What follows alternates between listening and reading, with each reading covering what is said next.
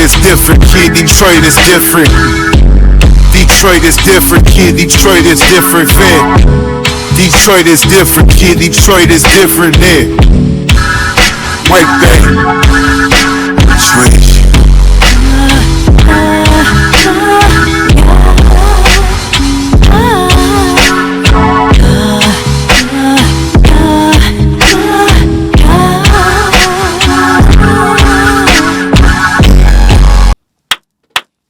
Welcome back to the podcast studios of Detroit is Different. And I have somebody in effect in the studio that is deeply connected to a lot of the things that we love in Detroit is Different. And that's Legacy Black Detroit for sure. And the culture of Detroit and the culture uplifting that. So different realms of that. So it's in music and dance. And also, little did you know, a whole lot about African-centered education. Mama Lohnren, how are you today? Hey, I'm doing wonderful. Okay, all right. So it's been a minute that we've been talking about getting you here for this discussion. Yes. As you've been doing a little bit of research, to say the least, about African-centered education and its impact on things, not just in Detroit, but over and beyond. Yes. Well, so research and living, right? Mm-hmm. Well, yeah. Life is research and experience. So yes, raising my children.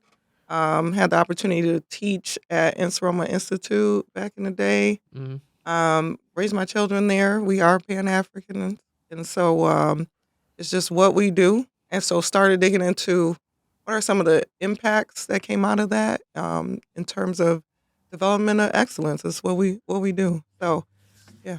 So we'll definitely get into that story, but we're going to start these Detroit is Different like we always do. Okay. Your people and the roots to the D, period. Okay. You first, second, third. How many generations deep does your family tie to Detroit? All right. So really, I would be second generation. So yeah, my parents are both from Alabama. My mother is from Maddie Carter. It's from Pecan Bottom, Enterprise, Alabama. Okay, where is that at? See, if you start with the name of something you eat, you know that's the real stuff. So Pecan Bottom is in Coffee County, Alabama. My great-grandfather, James Russell, or Russells, he actually worked at a peanut mill. And so my mother's from that area. So peanuts, pecans, whatever it was, it was happening, right? Whereabouts in Alabama is it? Yeah, so it's about, I would say it's about 2 hours from Birmingham. Okay. So, yeah, it's near Dalesville. Some people know about Dalesville. You might fly into Dothan. Okay. And then drive about 30 minutes from Dothan, Alabama. Okay. All right, so that's mom. Maddie Russell Carter, and then my father, and actually she's Maddie Pearl, because my grandmother's Annie Pearl, and then my niece is Phoenix Pearl, so we got to talk about that. But then my father, Lawrence Carter Jr., he is from Tuscaloosa, Alabama. Okay. All right, so they both came up here as young people, and that's it. And they actually started in Detroit, then with family, as most of our people did, and then moved up to the Pontiac area. Okay. So first, let's just get into that arc. From Alabama here, a lot of black folks made that trek from Alabama here. Right. I would say Alabama and Georgia. And most of these Detroit is Different when it comes to the migration. Those are the states where people made their way to Detroit. That's it. And Tuscaloosa, we definitely think of the University of Alabama when we think of Tuscaloosa, That's it. as that's for sure a college town, a southern college town, and what that feel is. So that connection, what was it that brought them from Alabama here? And did they come together, or were they just already from Alabama? Yeah, no. And then they made their way up here separately. No, they did not. They came very separately. My mother came up here. Actually, her mother had left. Very interesting story, because there's an army base near where my mom's from, right? Enterprise, Alabama. And so, interesting story that my grandmother was reported to have been a victim of abuse from a soldier. So she was very young when she had my mother. So she was about 14 when she birthed my mother. But she told me the story how they used to dress up the young girls in the rural areas to go, quote unquote, keep time with the soldiers. Okay. And my great-grandfather had left at that time. So there weren't a lot of job opportunities for Black women, right? You're going to clean house or, is it just you going to do some farming? And that was really about it. So that was difficult. So she went to keep time, and they would they had these little bags where they kept like coins. So the soldiers would give them coins to keep their time. So something happened there. And my grandmother produced my mother at 14. Wow. So she left there because all kind of things that come out of that, right? So she left there, ended up marrying, went to, I think it was somewhere on the East Coast. I don't want to say exactly where because I don't want to misspeak. But then sent for my mother when she was about 12. So she was really raised by her younger aunts and my great-grandmother. Wow. Yeah. Okay.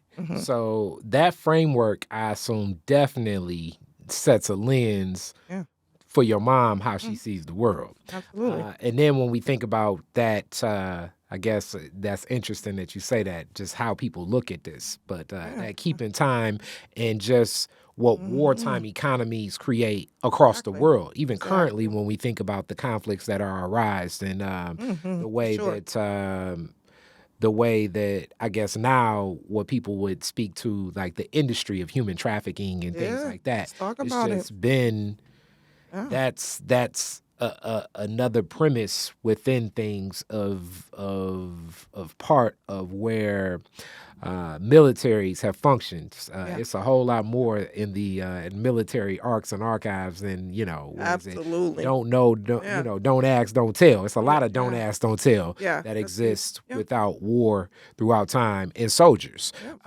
So in that, like many Detroiters that were Black saying, okay, let's flee the South and head up north for better opportunities. Coming up north, who did she connect with? Like, was it already family here, or was it okay? So some of my family had come up from the Great Migration, and there was I call him Uncle Manuel Pearson. I didn't find out until I was an adult. He was actually my grandmother's first cousin.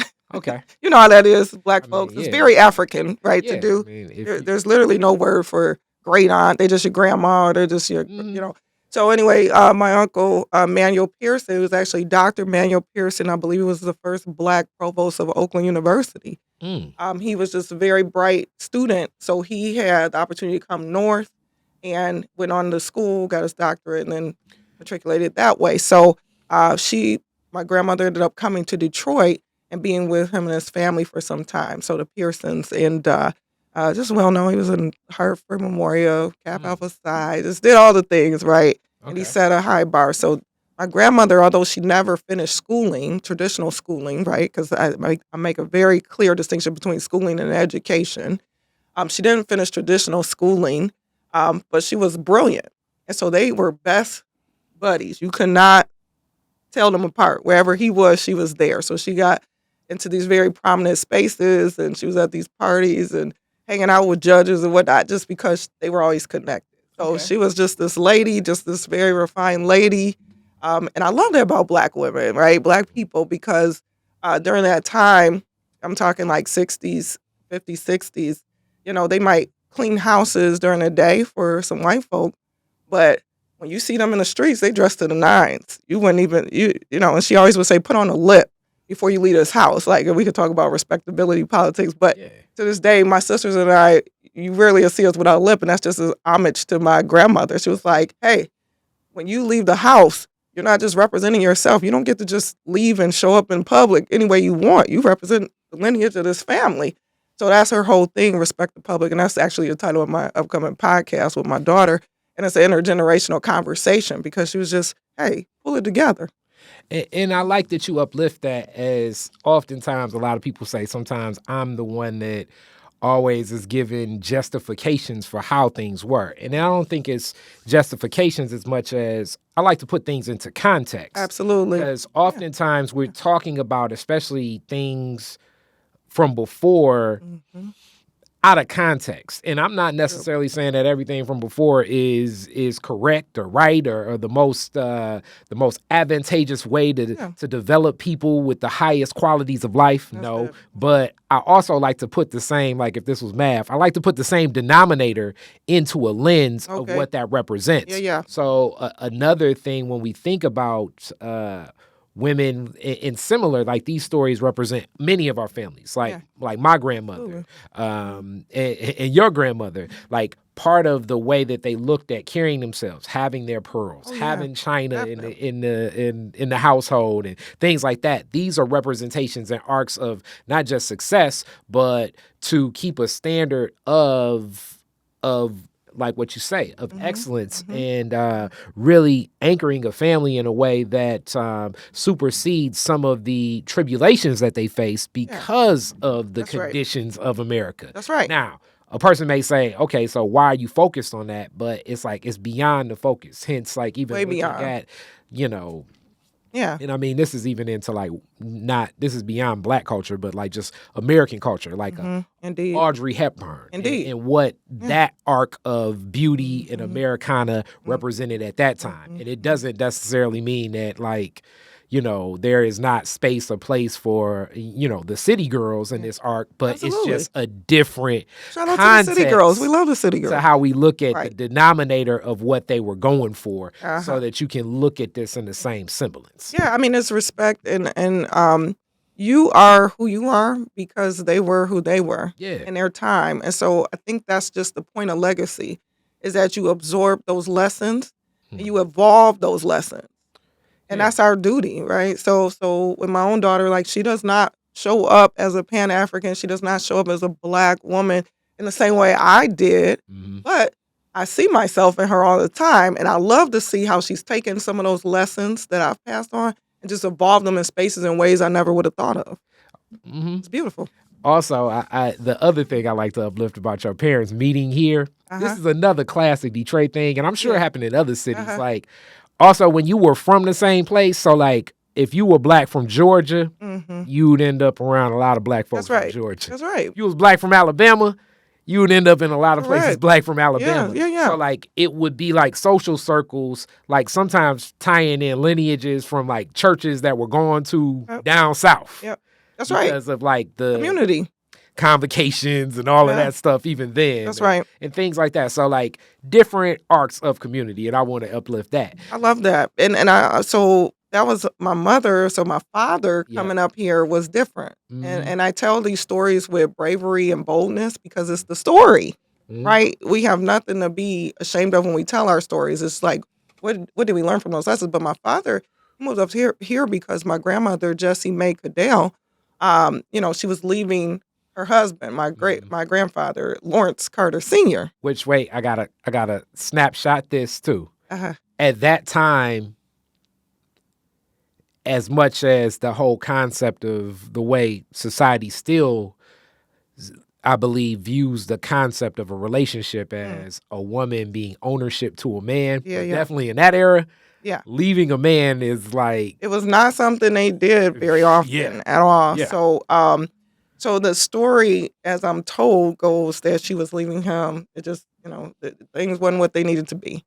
And she had enough. But she was best friends with my grandfather's sister, Julia May Cadell. So she ended up leaving. They got together, decided she was coming up here, brought my father, who at the time was 3. And he had 2 sisters, an older sister and a younger sister. And so Lohren Carter Sr. made his way up here. Lohren Carter Jr. made his way up here.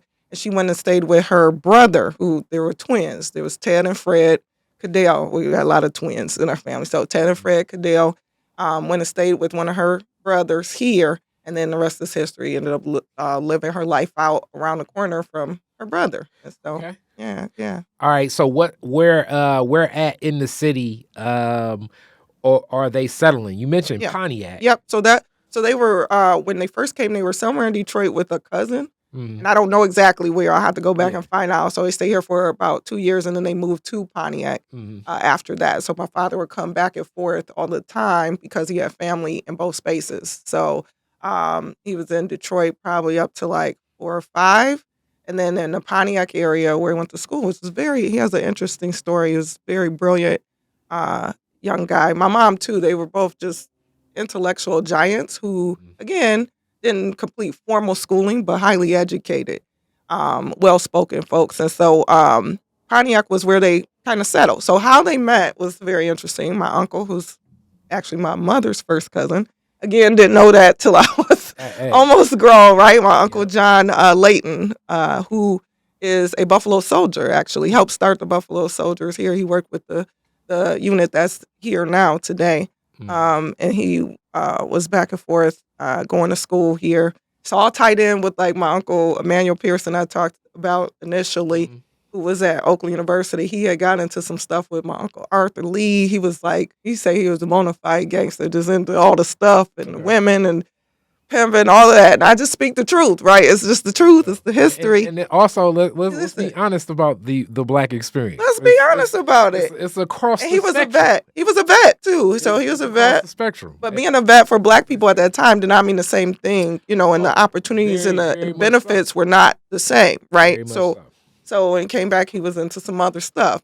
And so it got to the point where my Uncle John, he tells a story where he said, Uncle Arthur was like, now, man, you scaring me. You don't have to get up out of here with this foolishness. He said, take your butt to school. Yeah. So he was like, hey, Manuel, do something with him.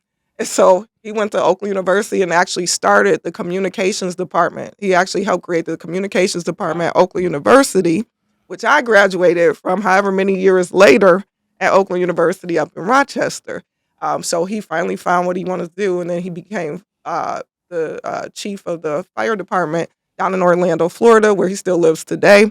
And like I said, Buffalo soldier. He does all the reenactments. He used to do them all the time. He would just travel all over with his posse. Look, I'm saying that in air quotes. And just live a very rich and full life. So this whole conversation about Cowboy Carter and Black folks being cowboy, I don't know anything different. I don't know what these people talk about. Like, Black folks been country and then cowboy. He would ride up in his he had a Corvette where you remove the top, you had the 2 panels to remove out. He would roll up. We thought he was so cool, blasting country music, back when in the early 80s, So, somebody was listening to Charlie Pride. I'm just exactly. This before Buckles. Shabuzi. Before I said Shabu, but I love it. I love that people are doing whatever. Black folks can do whatever they want to do. So, and I just grew up seeing there were all these ways that life was possible. So all that to say, my parents met through my Uncle John. He played. Uncle John is like more. Now that I get a taste, he's a person that just knows people. He's a man about town, kind of into different things. Know some street people. Very popular. Academics. Very popular. Knows people. He went to Pontiac Northern, where he graduated. My father graduated from Pontiac Northern as well, and they were ballers. They played basketball. They were athletes, stone cold athletes. So he loves to relive his stories. He got all the stories. He would bring up, hey, Lawrence, you remember such and such, and how we housed such and such, you could hear the smack that Magic Johnson one time. Right. So he's that guy. He's just larger than life. Love him so much. He just texted me the other day and just said, hey, I'm so proud of you, all the things you're doing. His mother was an amazing educator in the Pontiac area as well, Dr. Ann Russell. She was the first Black principal in Pontiac Public Schools. And so let me give a framework for those that don't know. So Pontiac, as we've uplifted Flint, and I always say, like, all these cities kind of have like cities up the way that's like sister cities. Pontiac is a little bit different though. I think of Pontiac like Pontiac definitely has an imprint of Black folks. But it's different than Detroit, and it's definitely different than Flint. It's a little bit like, what would I say the Philip Pontiac is? It's the Oakland County version of Detroit. Yeah, if you get the difference. It's like less intense. It's a little town, less intense. It's a little suburb. It's less intense. It's a little city. It's like a mix of kind of like town, city, and suburb all together. All together. And definitely some blue collar folks and some white collar folks. Absolutely. It would be like a mix of I just want to like give people like the feel of it. But here's how most of you all would know. This is the place where the Silver Dome was. Yes, the Silver Dome. Yes, when it was there. So the Silver Dome, largest stadium ever built when it was built. Arts Beats and Eats started there, downtown Pontiac. Yeah. Had one of my biggest concerts back when I was rapping. The Phoenix Center. Remember the Phoenix Center? Yeah. So it is its own culture. It is. So that's so. But what's important there? I was just gonna say, my aunt actually, while she was the first Black principal there, and she's the Delta, big old Delta. She started the Pontiac alumni chapter of Delta Sigma Theta, so she was the founding president. Okay. So very involved, kept us involved and looped in and all these things. So we grew up in Waterford though, which is like adjacent to Pontiac. So there weren't any Black people really at the time when we lived there, and I was born in 79. So born and raised in the same house my father lives in today. My mother transitioned to an ancestor about a year and a half ago, right? So no, it's a blessing and honor to be your daughter, right? So but we lived adjacent. So we went to school, private school, Waterford public schools after that. But everything we did, because we Black folks in this white space, was in Pontiac, which was across the street. Okay. So, and it actually was Pontiac until probably I was in elementary. Okay. And they changed the boundary. Over they changed the boundaries. So the other angle of this, and I didn't even know what Waterford was till I played for. I was a Southfield Falcon for like half a season, and then we had to play the Waterford team. I'm like, where's Waterford? Which I played basketball. I'm a baller. It was football. It was interesting. Yeah, and it was definitely a bunch of white kids playing all these Black kids. It was interesting. Very interesting.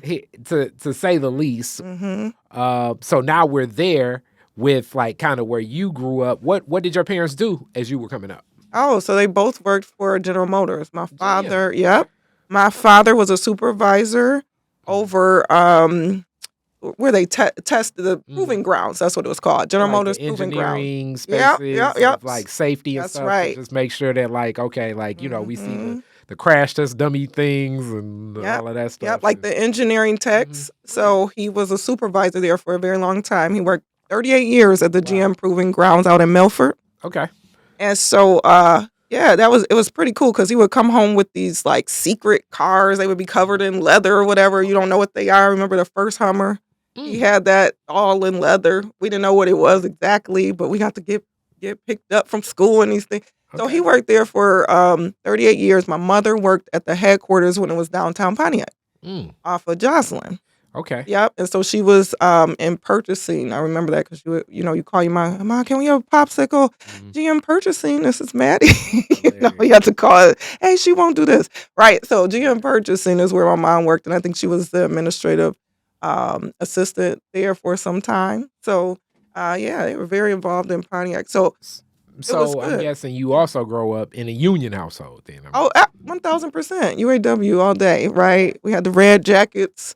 You know, the whole family had the baseball jackets, you know. Okay. Yeah. So now I guess let's get into you, brothers and sisters. I know you got a sister at least, but where you at?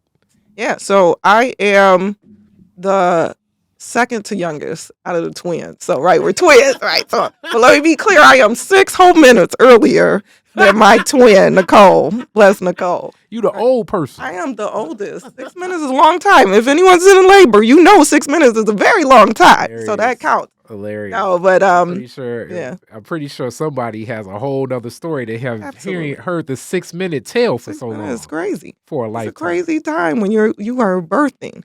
But we're the youngest, and actually my father's only biological children. And he tells the story how he prayed. So my name's Lohren. I told you my father's name is Lawrence. He thought he was having one boy, so I was going to be Lawrence the third.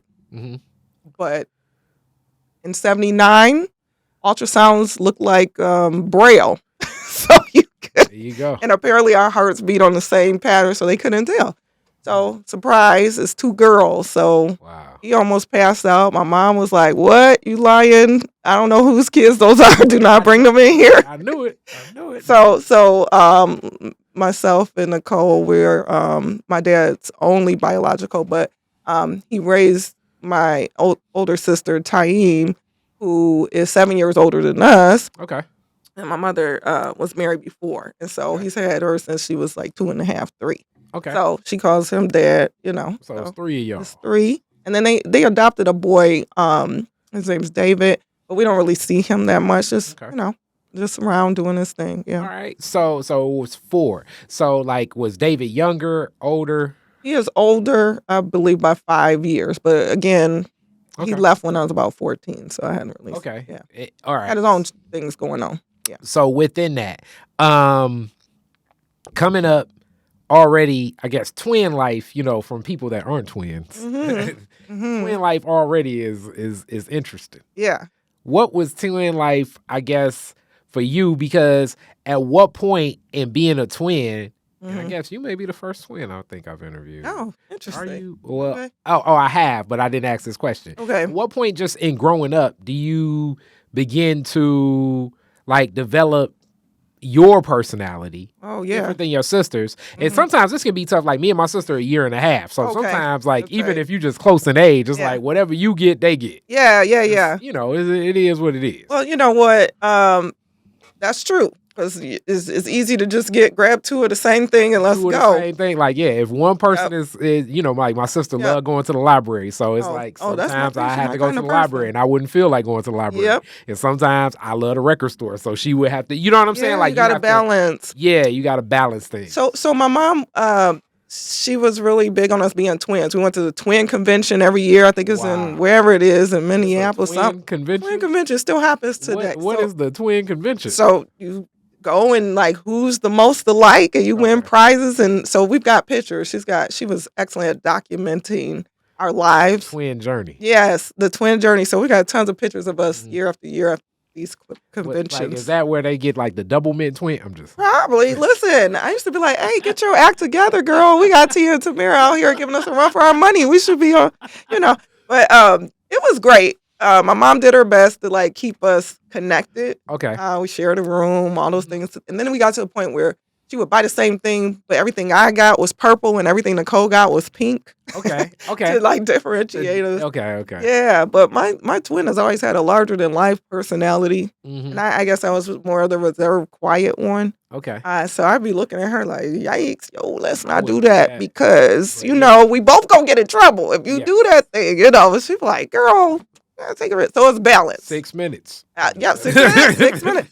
So it's always balance. Like I've always felt that balance, and you're never by yourself in the world. Like even though we've always said we knew we never really fit in anywhere, but we were okay because we had this comfort that wherever we go, it's us. So we're okay. Imagine being in predominantly white spaces in school. Yeah. But then you go to social happenings, church, where we went to Welcome Baptist Church. Shout out to Welcome Baptist Church. Our whole lives. Pontiac, 143 Oneida, Indian Village. I could never forget that, right? Okay. But you go to those spaces where it's predominantly black, and they wondering why you speak this way, why do you dress this way, and then the same thing's happening in the other space. Yeah. And at school, predominantly white. Why is your hair like this? Why? So you never really are comfortable. Well, we were comfortable, but you don't fit in, and you're like, dang, is there something wrong with us? My twin would be like, nah, there's something wrong with them. Like she was just always this super confident person, and I'd be like the shrinking violet, sit there observing. I was more of an observer, I would say. Okay. So, yeah. So then I guess like you say, definitely a little bit more introverted and observing. Where do you pick up like your passions of like, okay, this is what I want to get into that's signature to you, different than Nicole? Yeah, I think just evolution, just maturing and evolving and figuring out what works because of your life experiences. So I had my daughter early, my daughter Lexi. I'm 45, she's 28, right? So I had her 2 weeks before I started my senior year of high school. And so my whole everything shifted at that time. I'd imagine. And I'd imagine also Nicole got to like, did you know this and all of this? Yeah. So like, I'm guessing that's like relationships dating like at the same pace too, or is it just one of those things like, I don't like your boyfriend? Or oh yeah, no, she could not stand him. but okay, so the context is And then also, Nicole did not he care. can't talk to her first. It's like, no, absolutely not. Okay, no, and 1,000% not the now case. I'm living it. Now I'm just we living never, it. right? We In never liked. No, we never liked the same kind of dudes. Okay, so we were just so different. So a guy just had to roll the dice and just hope that he was shooting correctly, because then you can't just be listen, like, this ain't gonna be no rhythm. Oh, absolutely not. No, that was not even happening ever. First of all, we were stone cold athletes. I was a serious athlete, right? Okay, so I was track and field. Basketball was my main thing. Okay. You could not tell me I wasn't going to be the first woman in the NBA, because the WNBA did not exist at that time. When I tell you I played every day, my father and I conditioned. He's a stone cold athlete himself to this day. He go to the gym almost every day, and he's 76, right? So my father, people will see him way on the other side of town, right? We live in Waterford, but you see him at the Pontiac Silverdome, and he jogged over there. Wow. Got his rollerblades in his backpack, and he gonna put them suckers on, rollerblade around the Silverdome a couple times, and then jog back home. Like, that's my dad. Like, now. I'm just thinking about the Silverdome parking lot right now in my mind. Exactly. You don't have to jog to do that. No, you don't. But that's him. So that being said, like, he and I were very locked in with conditioning and training. So you basketball. Your sister played basketball too? She did for a little bit, yeah. But she didn't take to it like you. Yeah, she, just shifting, evolution. But I was more like a tomboy. To this day, I prefer probably more, I would say, what were historically less female dominated spaces. What position did you play? Oh, I was a power forward. Power forward. Okay, you said that Center. like you was throwing bowls and absolutely. I have a front chip tooth to this day. I refuse to get it repaired because it was just what it was. My mother was like, Lohren, that is not ladylike. My dad would be like, Jake, did you see that? Like, he would kind of egg it on, but my mom was like, no, that's not ladylike. And I was like, yeah, let's get in there. Okay. Let's do it. Okay, so you was in the post. Yep. With that game. Okay. Hey. Straight up. Straight up. All right, rebounds. Okay. Box out. Blocks. All day. All rebounds. Right. And boards. And okay, so you'd even hoop with the dudes too. Oh, all day. Down at the Sale, downtown Pontiac. If you don't know about the Sale, what's the football player? Starts with a D, from the Lions. He used to play basketball down there all the time. Deion Sanders? No. Not Deion. What's his name? Oh gosh, I can see his face, but play with him all the time. I'm running with grown men down there. So my dad was like, no, that's enough. I didn't think anything of it, but teenager, you start coming into your feminine shape, and I did not think anything of it. I'm just trying to hoop.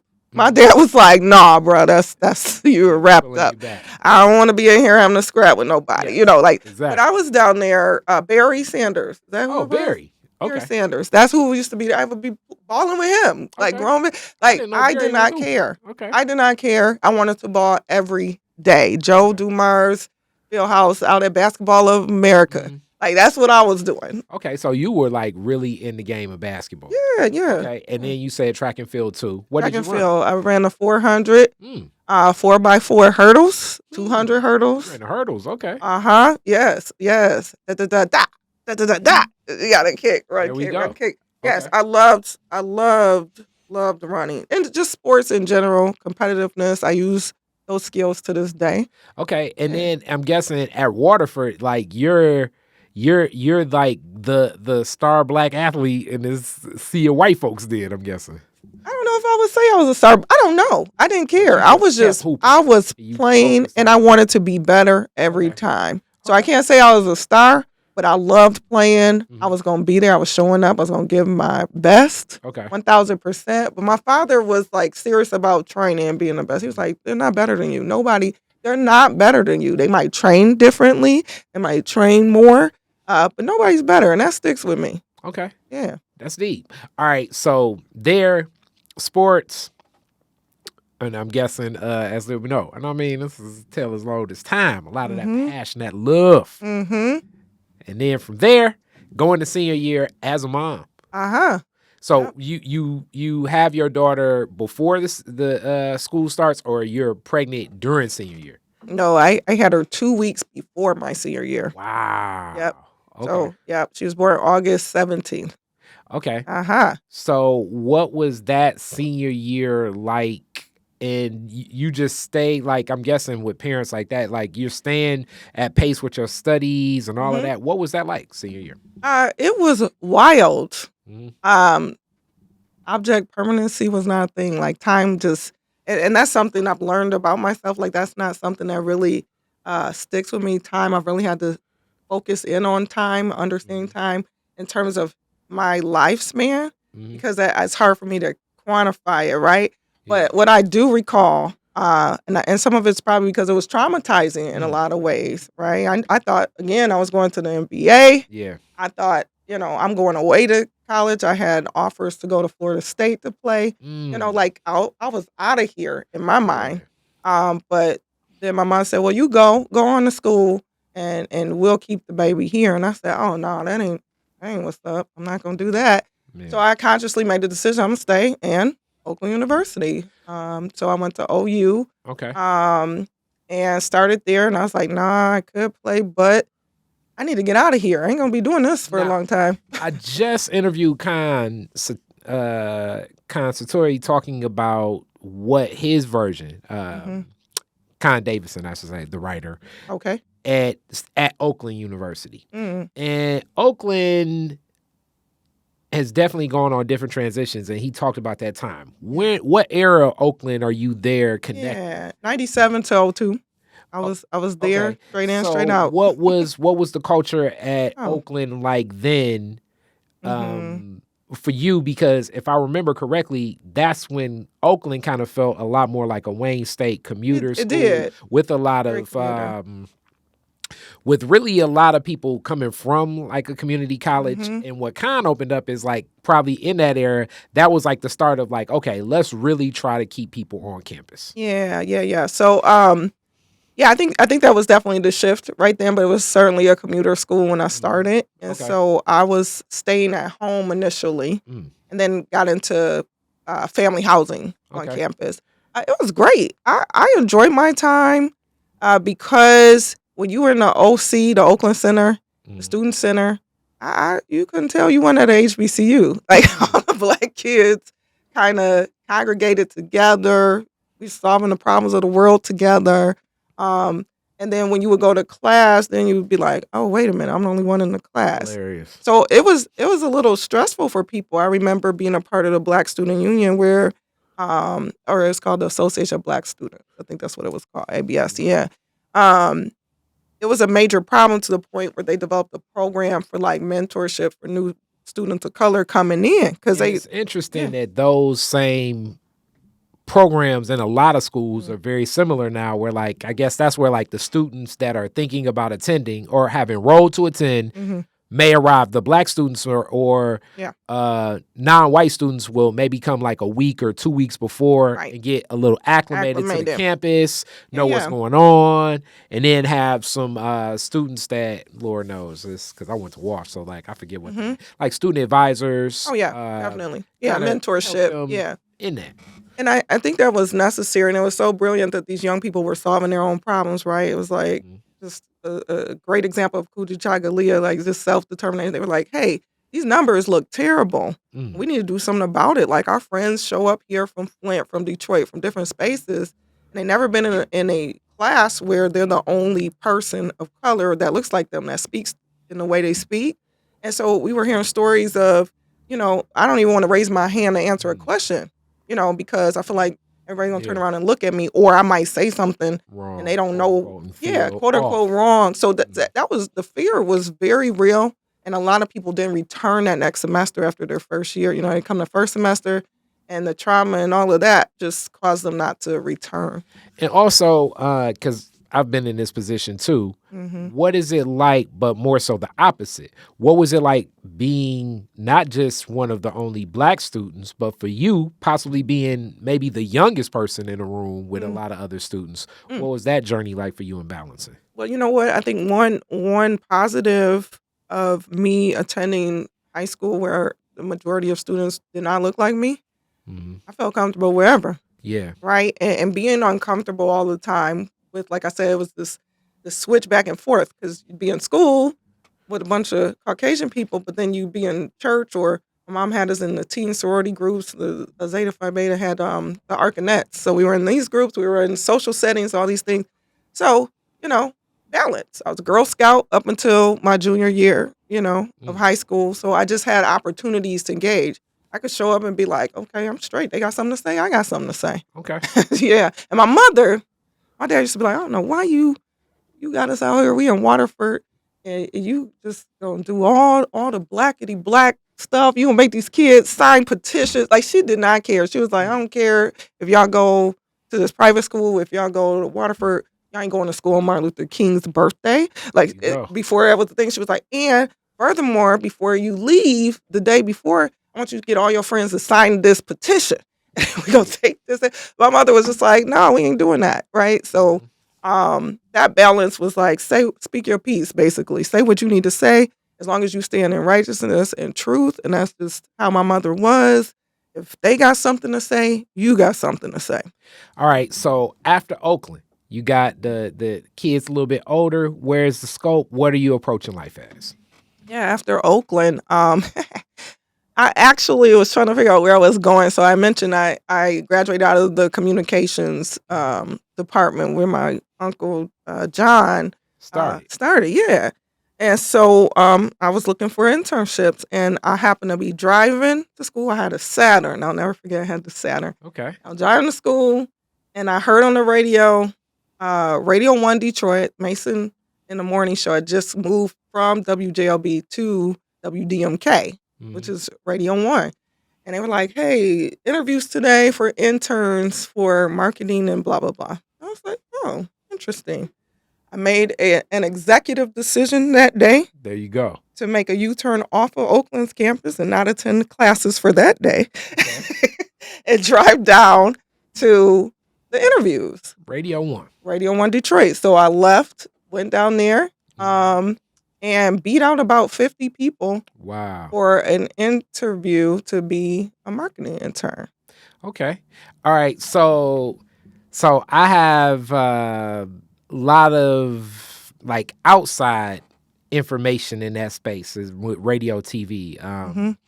Definitely what I've learned from when I was at Northwestern, WDTR. Shout out Paul and Mike and them that took me through that radio television program, and me and my homies having like one of the last radio shows by DPS students in Detroit. Before Where the archives? 90.9. Where the archives at? I need to hear that. I know. I gotta find them. Okay. Me too. Okay. Lord knows. Talk about sloppiness and all types of stuff. But it was still a good start. I like the vision of what it is. And then I think like the station still exists, but it was always looked at as an asset to be turned to a classical station for the people that love classical music. But it still is a DPS entity. Okay. And with that, I learned a good amount about radio. And also, shout out Stephanie Davis, rest in peace, Cliff Russell, and many others that like kind of gave the arc of that. But it's a lot to this radio business. Production, knowing how it flows. What was your foray in? And then also, school is different than the business. Absolutely. What was it like walking into that situation? Yeah, it was amazing. So I was open. Now, mind you, I'm about 20. About 20 years old.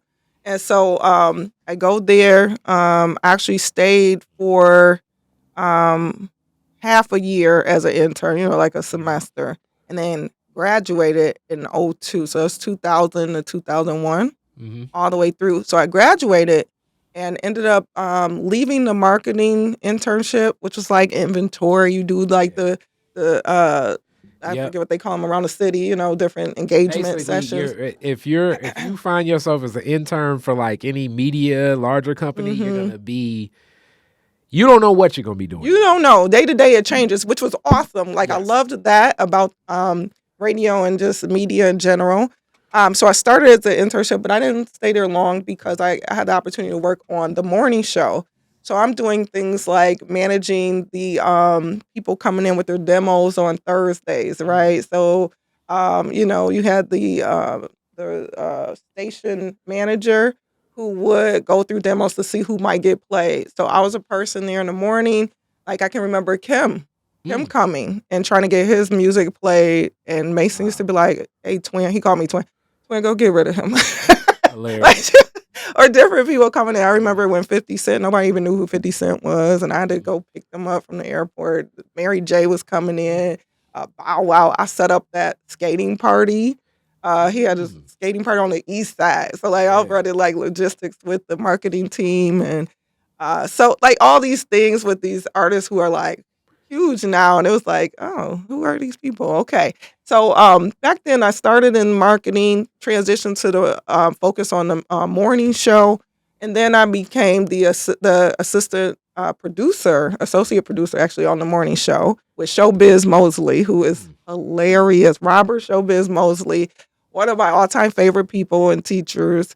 He's still doing, I think, production somewhere else, but huge golf fan. He was just awesome. And so then I got to do some communications management in that same space. I worked with Mildred Gaddis a little bit. I would fill in for her producer when she was out. So Mildred taught me so much, so much. I talked about that time and object permanency challenge I had. She gave me some amazing advice once when I'm like 20, 21. And, I'm just blowing in. You got to be there early, 4 o'clock, 4:30. Showtime is happening. You got to be up getting the news off the wire. Do you remember getting news off the wire? Okay. So you had to go in, pull it down off this little ticker tape and get the road reports and all of that. Let me tell the okay. Let's break this down. Okay, break it down. Now, for all of you people that are, I don't know, under the age of 30, you're like, what the hell? Okay, yeah. This device here didn't always sit in our pocket and have access to like instantaneous information that was updating every half a second.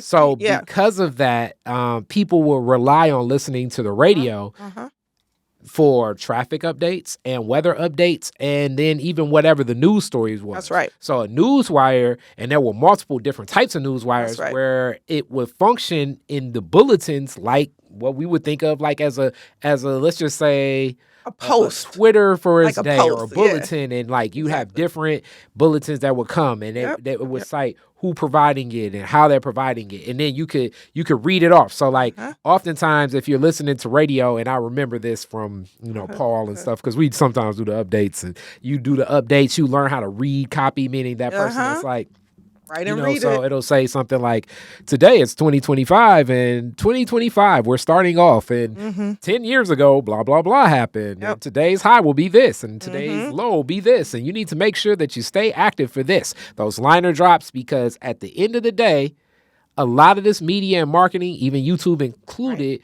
we're advertising platforms for other people. And those bulletin notes are notes at times where people are like, okay, every 15 on an hour, I know I can get the weather. I know I can traffic get update. Traffic update. And then you could put a good commercial right there, because people are like, damn, I'm going out. At the top of the hour. Let me all letters at the top of the hour. Weather, hit them with the weather, hit them with the traffic. All of this is just standard radio procedures from top to bottom. Production, and a producer. A wonderful producer knows how to book a guest, prep a guest, make sure that they're comfortable. Talking points, had them talking points printed. You'd be surprised how, and sometimes it's Hollywood, but still, the ego sometimes of people you may interview can be overwhelming. And if you're not prepped the right way, like I remember one time we interviewed Stedman Graham, so Oprah's boyfriend or whatever, and we kids. So we ain't, we not that. We're like off mic as kids interviewing them questions. Okay. And then I'm just joking. I was like, tell Oprah I said, what up? Oh my God. I heard it from the producer, I heard it from the radio person, Stedman's people. Stedman rolled with the punches. I thought it was funny, but you're not supposed to do that. Yeah. The prep that goes into it, the production, like I use that every day now in my current work, because I have a large purview. And I engage a lot with community, parents, staff on a large scale. Yeah. And so when we're doing things now using technology, I'm producing all day long. I've taught my team how to do some of those production pieces. If somebody responds in a chat, you need to respond with this, link this, drop this. And I'm always managing time that way because my brain has been trained to produce. And so I'm producing all day long. When I run things for like my sorority, I was like the committee chairman for the arts, and I brought in like Mama Neb and some other people. And we talked about, what my brain is leaving me. Third World Press, right? And we bring in all this conversation. We were doing that on a Zoom. I'm producing the whole time. So you never, Press and Lotus. Thank you. Yep. Broadside. Thank you. Yep. Broadside. Yep. Yeah. And so my point is, those skills and how you present yourself, how you present a topic, even having to do professional development on large scale, present in different places. All of those skills still come into play. But so I ended there as communications manager and associate producer. So to the point of I had to learn how to write spot copy. And I could write a 10, 15, 30-second spot, have an elevator pitch for this, know when to ping in the advertisers, and then make sure they got that copy. I had to record that on a tape, a physical tape, and make sure they got that in a timely return so that they can make sure it was exactly what they wanted. And then, we might book another advertisement link based on that. So all of this working in the minutia. People do it by rote now with TikTok. They're editing video, doing all this. It's like nothing. I'm impressed with young people and how quickly they can turn things. So it's amazing to see. And also, I think one of the keys of it, too, is understanding the grand scope of what's being delivered from production. And I often uplift this when I talk to any podcaster looking to start. I'm like, you really need a producer. And it's hard to kind of explain the value of a producer unless they've really set really from that radio world. Yeah. But I often say this. You could take a great host and give them an okay producer. And I think a show will probably be like from a 0 to 10, let's say it's an 8.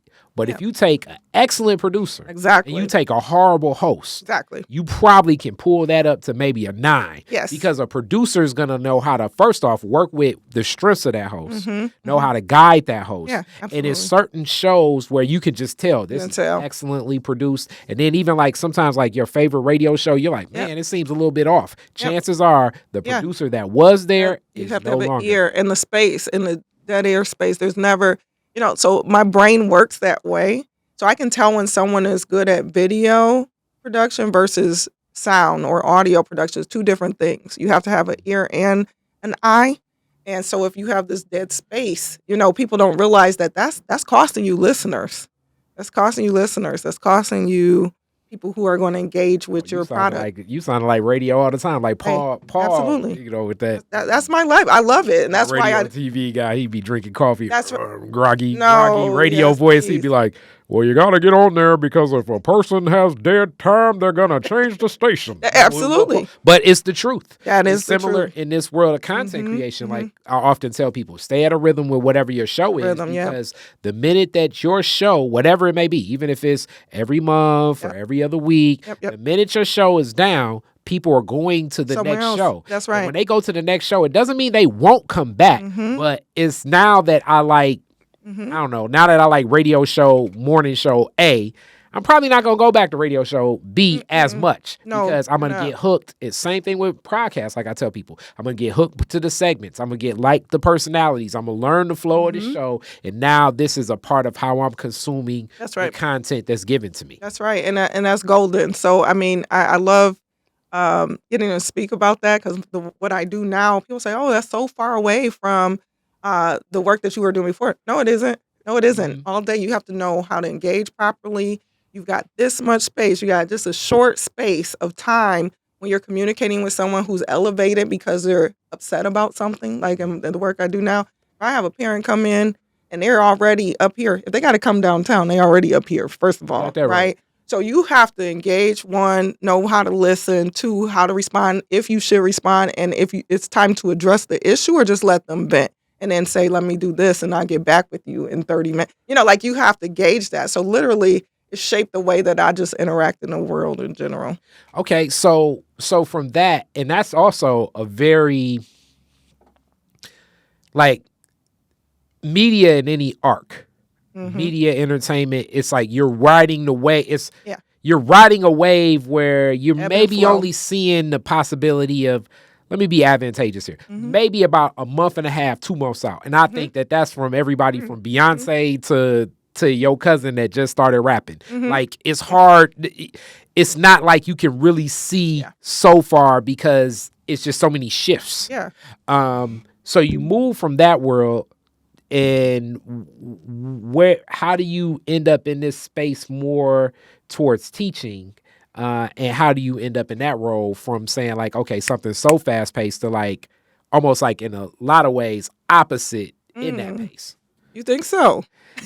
Opposite in that pace from it's definitely still so many shifts, but more so it's not as everybody's so much type A personalities of everything. It's moving fast. Like instead of moving fast because I don't know, a diss record came out, Drake versus Kendrick Lamar.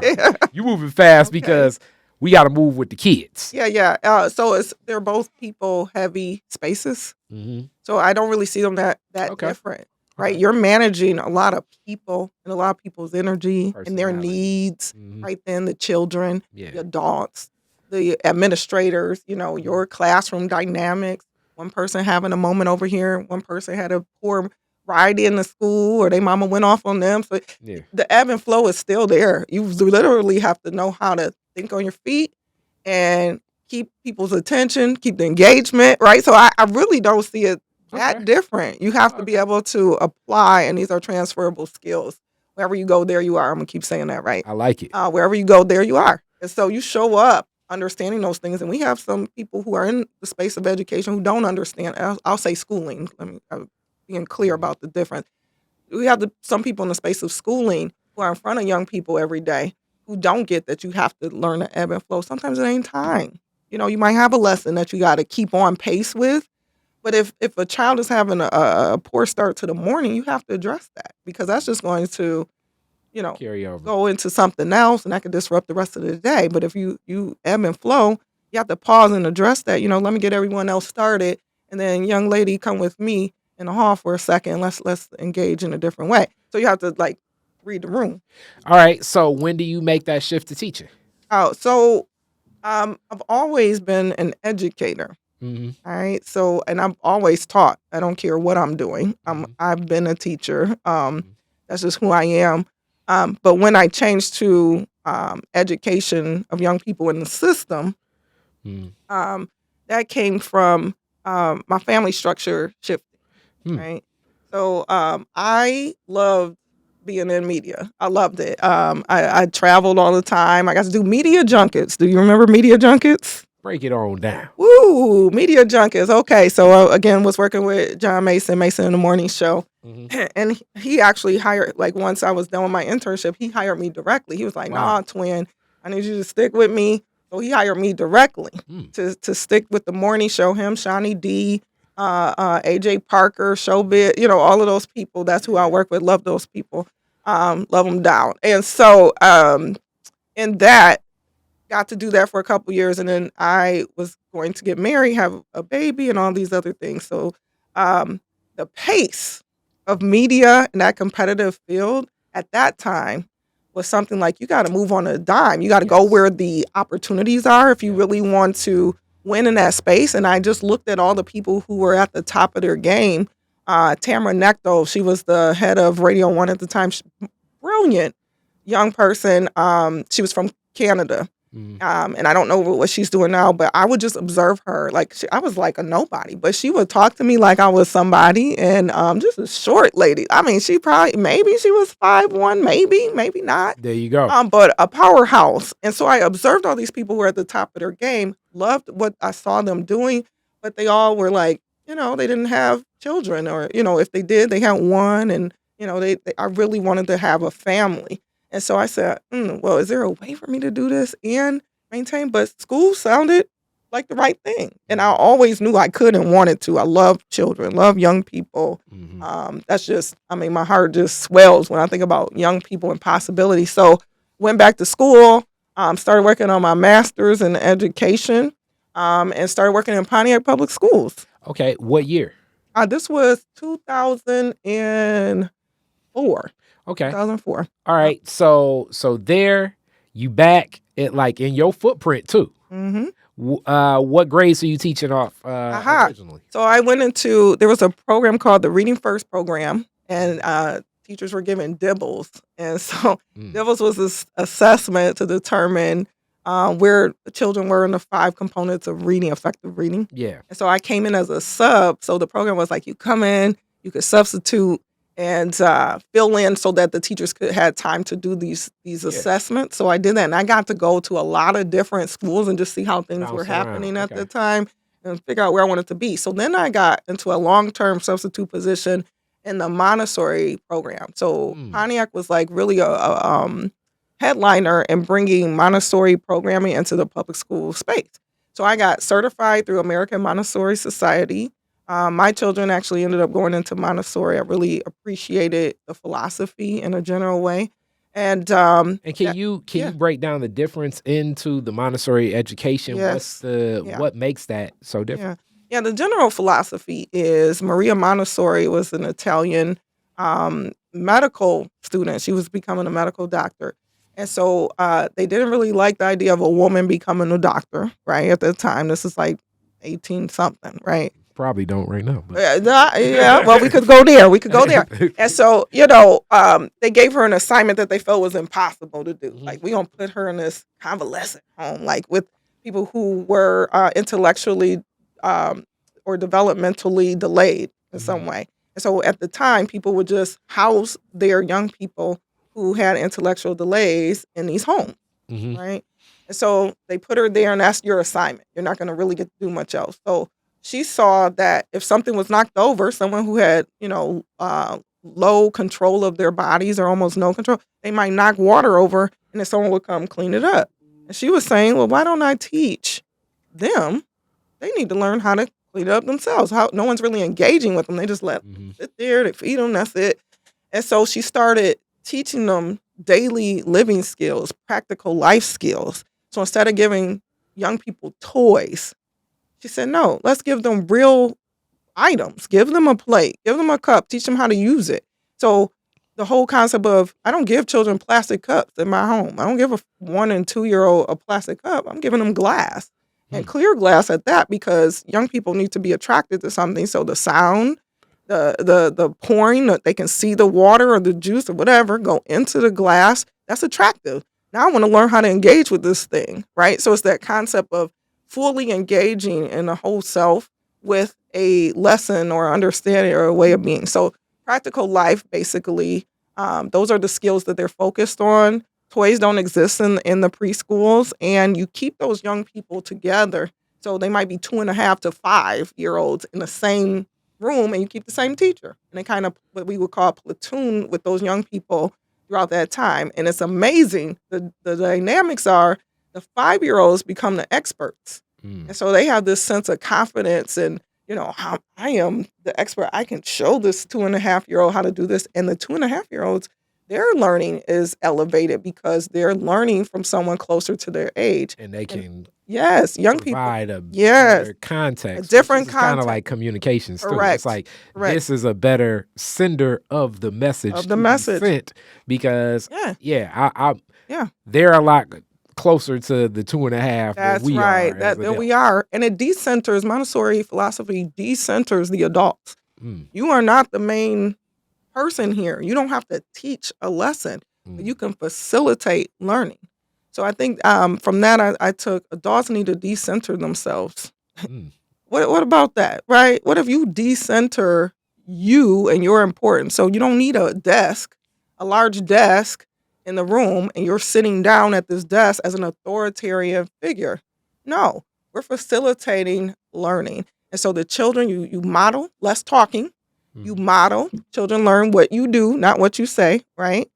So it embodies that. So you model a work for the day, right? And these works are curated based on how children show up. And they take ownership of their learning because they decide what they want to work on for the day. You present 2-3 lessons, and then they decide.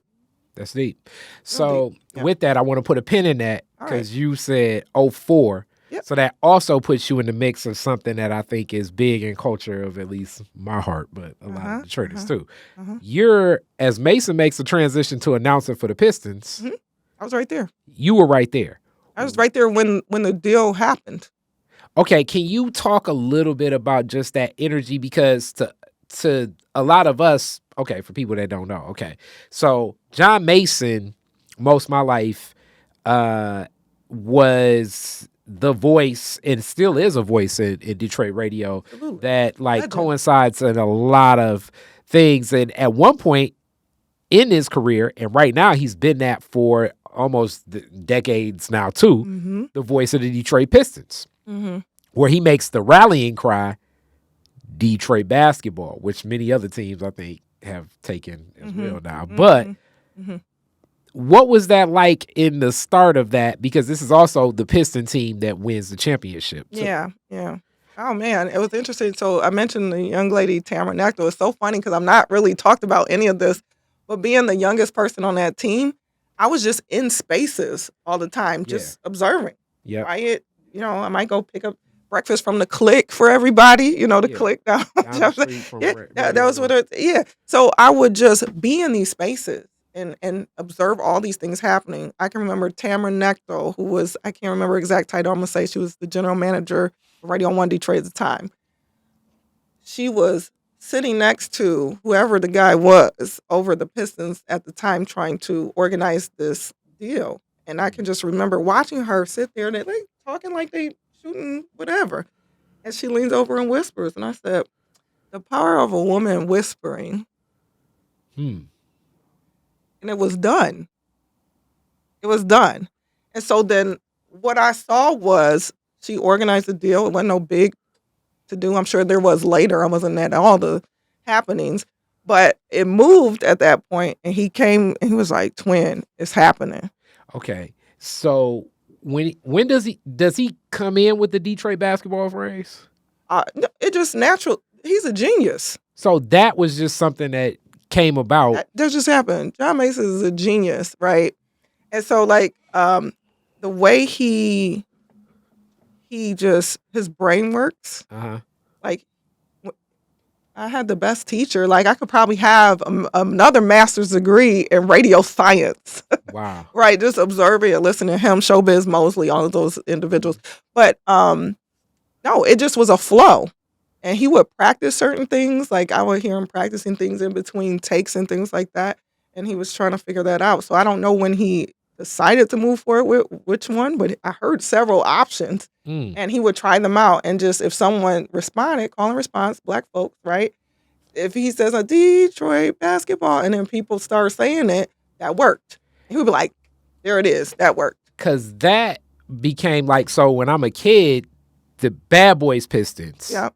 And the Hammer Time Can't Touch It was like the theme. That was it. But of the Ben Wallace, Rasheed Wallace, Chauncey Billups, Tayshaun Prince, Rip Hamilton Pistons, it is the Detroit basketball. Like that became. That was it. So I was at most of those games, like sitting somewhere near Mason. So like you, as we say, wood tickets. I'm just sitting in the cut. And also a basketball player in your veins too. Oh man. But I'm sitting there, I'm working. When I got something to do, I'm doing that thing and that's it. So but yeah, so a lot of times I was in those spaces because I was making sure he had what he needed. I'd be like organizing with their PR people, like I need the copy, I need to know what you need them to say. Like I'm the one getting the copy. I'm editing his copy, like, hey twin, switch that up, let me see what you come up with. And so like I'm there behind, like got his folder, I got his stuff, I got his kids. Where's his kids? Let me go get the kids. They're here to come on, let's go. So that's what I was doing. So yeah, just sitting there in the background. It was moments, and I mean, you all can go back in the NBA TV archives and stuff, but it was some moments like him giving that call and response. The Palace at the time would be the loudest stadium in basketball from that rallying cry. That's right. So I spent, my time at all these things. But media junkies, I was talking about that because I think that's hilarious that I was flown out to New York one time for Brown Sugar's media junket. So before it even hit, the main theaters, I was out interviewing people, Boris Kojo, Nicole Ari Parker, all those, Sanaa Lathan, with my recorder. I had a little mini tape recorder, which was cutting edge at that time, don't play, right? So I had the mini tapes and I had to record and edit and come up with some spots to talk about and promote, Brown Sugar. So for Radio 1. And it was just, so that's what I was doing. That was the first part of my career. And then again, transitioning out because he was transitioning kind of out of WDMK. Yeah. I went out to have my son, who's now a junior at Tuskegee at this time. Brilliant son, Trey. And so, so I just transitioned out of that space. Still kind of stayed adjacent in some respects, but television, radio, it all goes together. And so it was like promoting different things at the casinos and Montel George. All these people were just coming here, and it was my job to either organize getting them from the airport, working with the marketing department. Shout out to my AP, Andrea Taylor. She was like the marketing coordinator there. There's a lady named Vicky who was over marketing department. It was just amazing to see all of these things from the inside out. And I was like a nobody. So I'm walking through just seeing all this amazing stuff happen. Now, let me say this to everybody that's watching this that's interested in this world. I think it's two arcs in this world of media and entertainment from what I've learned. First, you got to know your personality. Absolutely. And when I say two arcs, meaning if you're cool and you're chill, you'll probably be able to ride and get access to a lot. True. Now, if you are a lot more extroverted, you're going to say a whole lot, you're going to talk a lot. Yeah. Now, it's not like you won't get opportunity, but you're not going to get in the doors like with the cool, just copacetic, ride the wave, know what it is, people. Because it can be just, you'll be surprised. Sometimes those little small comments and you'll be thinking that these people are honorary or whatever, or it'll be like, hey, pick them up from the airport and then take them to this restaurant and then take them to the hotel. And you'll be thinking that was my job. Oh, my cousin, the barber, and my cousin want to meet Barack Obama or whatever. Stick to the plan. Stick to it. You'll get more opportunity to do other things. And you'll be surprised how many times people in that world don't move further because they put their own thing in the mix. You got to be on the mission. Yes. So that's funny because Vicky, I can't call her last name. Vicky was the marketing director at the time, but she said, you know what made you stand out from all the other young people that came out? And I said, what was that? She said, we asked you a question about like, what would you do if your favorite artist was whatever, Mary J was hot at the time? What if Mary J or whatever? And I was like, nothing. No. Well, I would be like, what's my assignment? Like, what am I supposed to be doing? Right? That answer, I don't care how good your cousin's ribs are, how much they're saying they need a haircut or whatever. And it's tough. Yeah. Because a lot of people in that world are singers or dancers or, they're projecting or thinking to themselves, I'm going to be the next Mason or let me slide you a demo tape. Humility is everything. I will say that. So being humble when it's your time, and that may not even be your mission. You may think that's your mission, but they say the creator laughs at your plans because you just can't know. Your time is your time. And I'm sure you saw many of people over that span. Absolutely. Slid that demo tape. 1,000%. 1,000%. They weren't welcome back. You know what I mean? So mixtape 50 Cent. Yeah, no. But that humility is everything. So and it takes me into the space of work that I even do today. I don't care a thing about a title or a paycheck. That's one thing about me. Like that's not me. If I am connected again, just standing my best to my best understanding of righteousness, truth, and justice, I'm going to do whatever that thing is, despite whatever you call me, whatever. You can't wave no money at me if there's no truth or justice or righteousness in it. That don't mean nothing to me. All right. So now we're here, and I definitely got to get to, I'm driving straight to the African-centered education before we'll close out on the post you're at now in that space. But what's your introduction in that space of African-centered education? What drew you to it? How did you make the connection? Yeah. Can we take a pause? Yeah. Quick pause. Let me use it. Yeah. Okay. And that's perfect. I'll come right back in on that. Okay. All right. Hold on. I'm a slate. Okay. I'm slate again. Yeah. All right. All right. So African-centered education, driving you into that lane. What connects you there? Amazing story. We got to go back to Oakland University. Okay. Even before that, my mother was always... Well, being there, she getting y'all to sign petitions as kids. Listen, Maddie didn't care. Y'all was like, she said this will be blackity black. Hey. She don't care. She did not care. My mother was a part of this theater group called the North Star Theater Group, which came out of the Black Arts movement, of course. So it's all. If people don't know the whole science of the North Star, the whole concept of the North Star was, look, if you get lost on the way with the Underground Railroad, follow that North Star on up. That's right. So we're talking about George Pitchford was like the director of it and the founder of this group. Okay. There was the North Crosses in the Pontiac area, educators, these brilliant people. My mom was a part of this because she was always a part of the arts. She sang, she drew, she was a literary genius. She probably should have a doctorate in literary arts and sciences. But she was known as a storyteller and griot in the area. Wow. People always commissioned her to speak, write poetry. So Black History Month, she was booked. What month? So Every day. Okay. Yeah, exactly. So Maddie was no joke. All right. And I'm going to continually speak her name. So Maddie. I love it. Maddie, people called her Sue B. Maddie Sue B. She was sweet as Sue B. Honey. If you know about Sue B. Honey, her uncle gave her that name.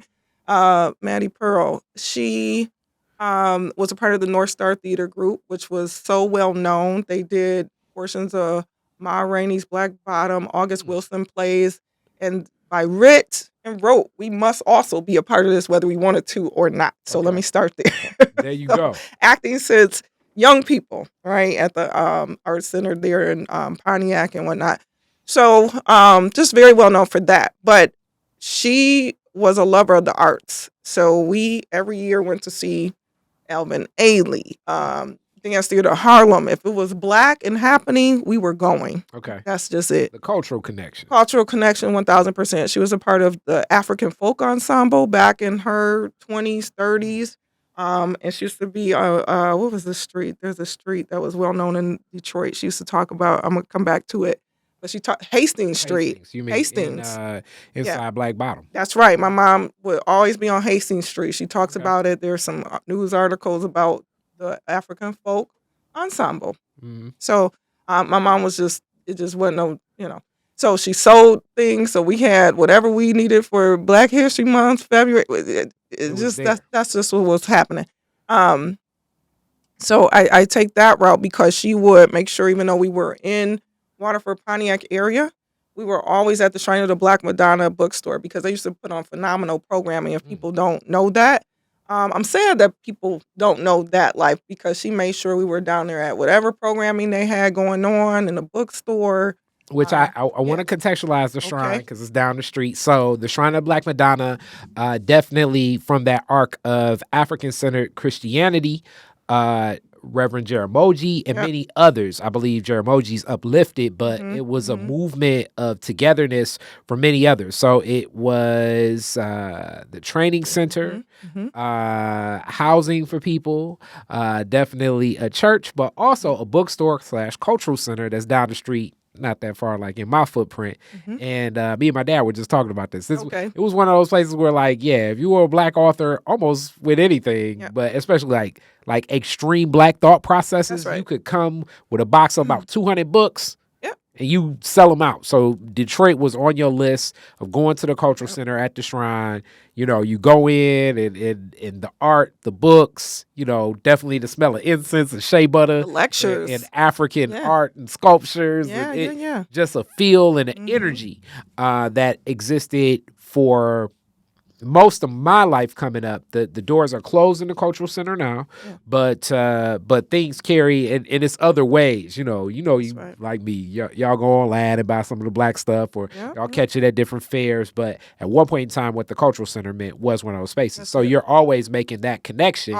So that it gives a grounds for the interest in it. When do you connect to the schoolings? I guess beyond schooling from where you're looking at it, but the institutions. When do you? See, because I have to take this route because I'm explaining that even though we lived in this very white space at the time, and then Pontiac, which was less, there were cultural pockets, but it wasn't on grand stage like in the city. So my mother made it a point to bring us down here throughout our youth. Right, she connected us to that, and so that being said, it was planted. So you kind of do your thing, teenage years and whatever, but you always end up coming back. That's why I tell parents, keep hope alive, stick to your guns, whatever your values and mores are, stick to them, make sure your children know them, because while they may evolve and venture out, they're going to come back. So I get to Oakland University with my daughter, because she went to school with me. And I remember I signed up for a modern dance class. So I'm in a dance building. And in that dance building, I'm in this class, I'm running a little late, me and my daughter, and I get water in the hallway. She wanted water. So I stopped. Now, people in the dance community will appreciate this. Mama Safiya, who is a legend in bringing African dance syndrome to the city, she perpetuated, I will say, well. She was teaching at Oakland University at the time. I had never met her a day in my life. Yep. But I'm getting water with my daughter, and I'm walking with my daughter, and we're going to my modern dance class. That's just what I found. Yep. She says, excuse me, young lady, where are you going? And I said, oh, I'm going to my class. And she said, what class is that? And I said, modern. And she said, who's the teacher? And I said, I'm not sure. It's the first day of class. And she said, you're not going to that class. I love black people. Black people be having all types of energy and stuff. It's like, where you going? You coming over here. I'm thinking like, okay. So she gave you just such mama, auntie energy. It was like okay, well, where? Cousin's mate is like, yeah, right. I guess I am. All right, what you teaching? So I'm like, well, where am I supposed to be? And she said, you need to be in this West African dance class. And she said, come on.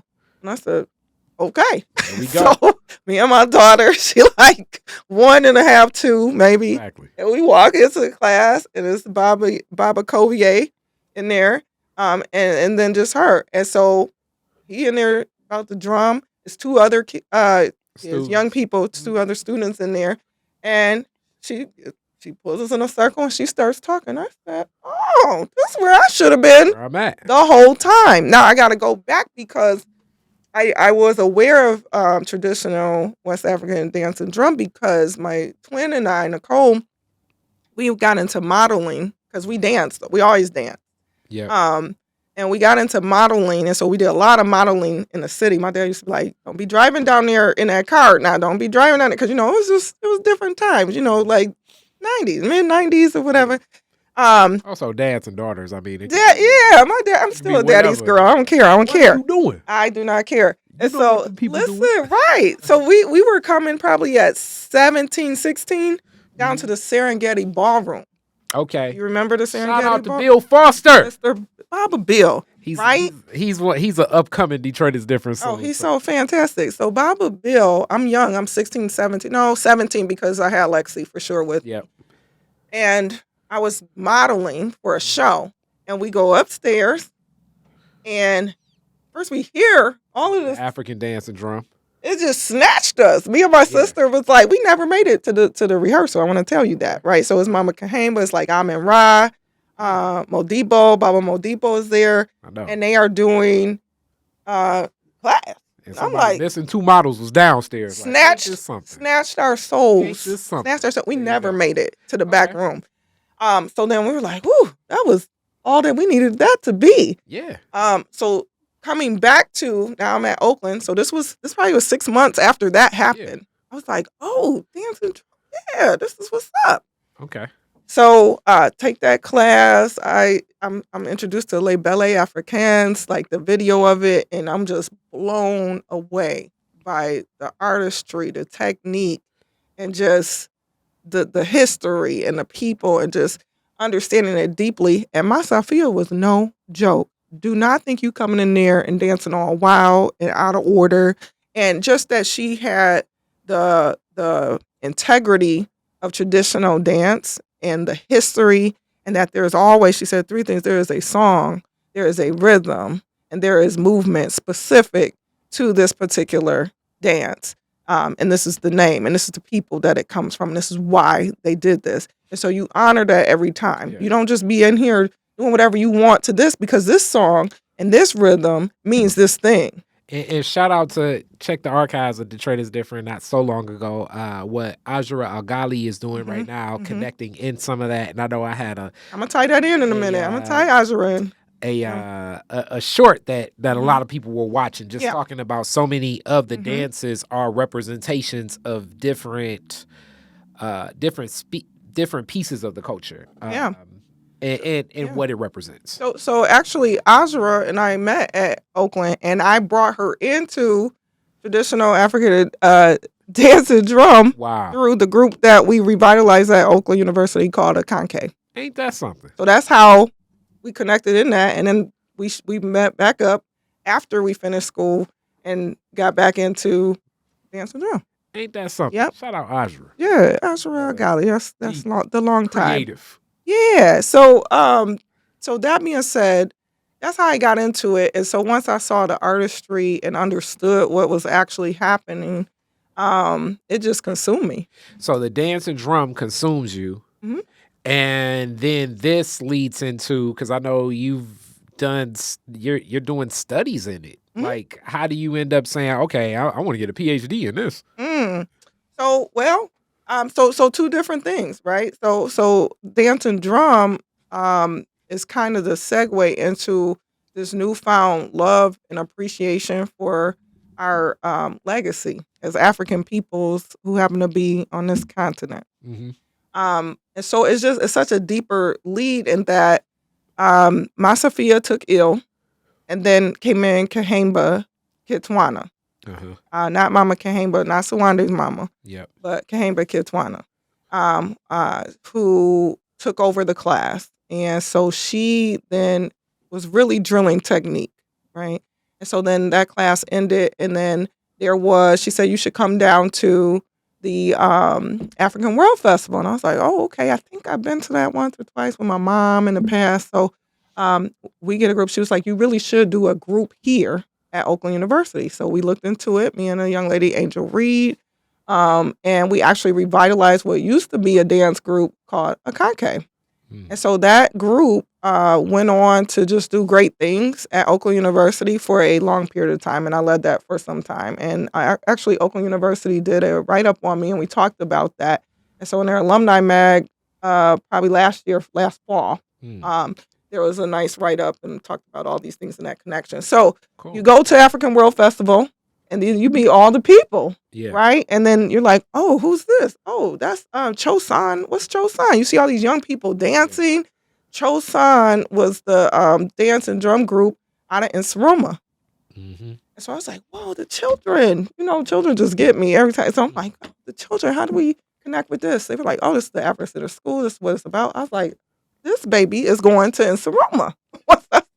So my daughter, so I started connecting. They're like, oh, you got to meet Baba Malik. And so wherever Nsoroma was from that, this is like dance led me into African Center education. Mm-hmm.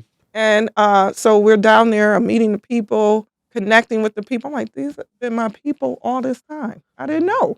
And so when Lexi was of age, she went to Nsoroma. Okay. Yep. All right. Yep. And in that, now starting from there and teaching there and learning the culture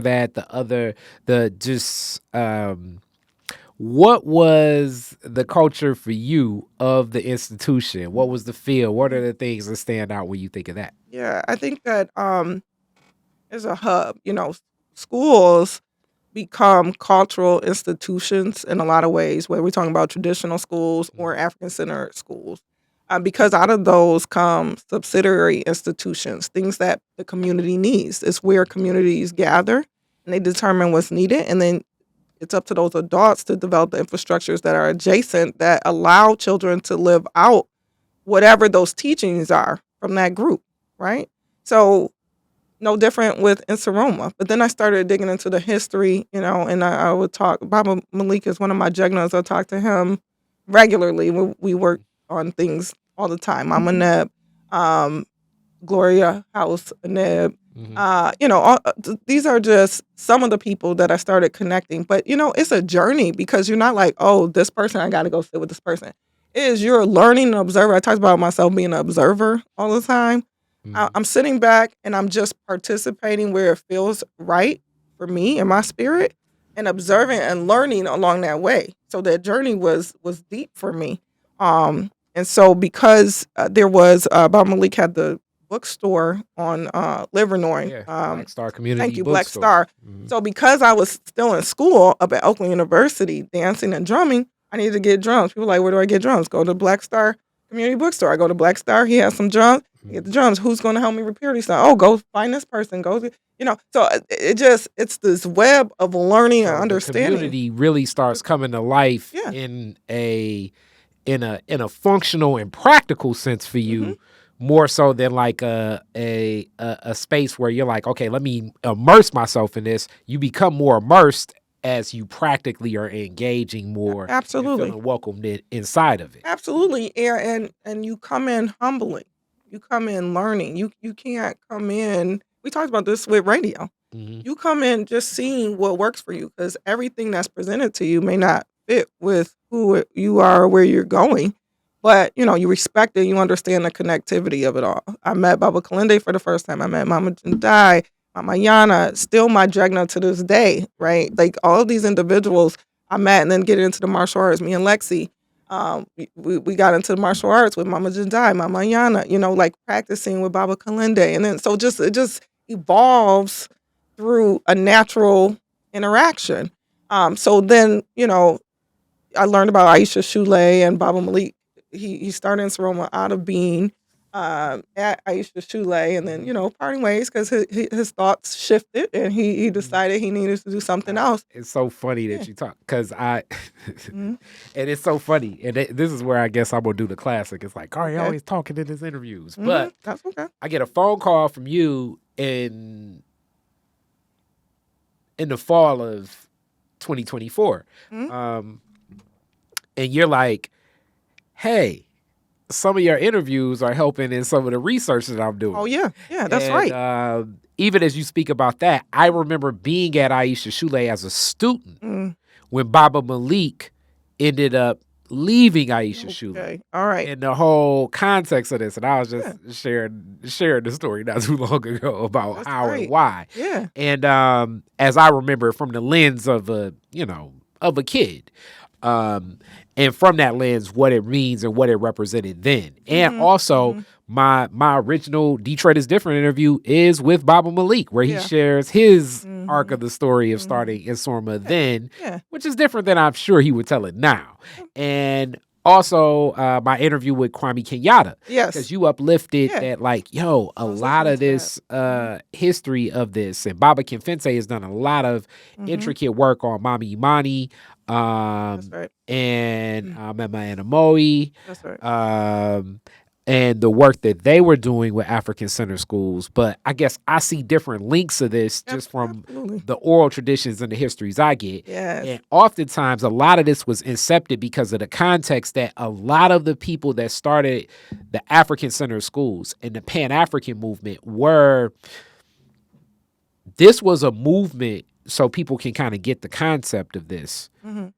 This was a movement in the 60s that were the students that were protesting to get Black history classes in DPS. Yeah. So the walkouts from what Baba Malik was doing in middle schools were prevalent throughout all the schools. That's right. Throughout Detroit. So it was a call to action. And this is running concurrent with the exodus of so many white people leaving the city of Detroit, but you still had these assets of these wonderful schools with so many assets because of this middle class economy that existed in Detroit. So you got printing presses inside of Cody High School and radio broadcast schools inside of Cooley and full kitchens for culinary arts. So you have these schools with so many mass assets because they're, like a lot of stuff in America, designed for white people, specifically white men with property and businesses. And as an extension, they are white kids will have resources, especially if you have an abundance of this. So as white folks leave Detroit, Black folks get access to many resources. So many of these protests were not only seen and felt in true victories, but those true victories provided a level of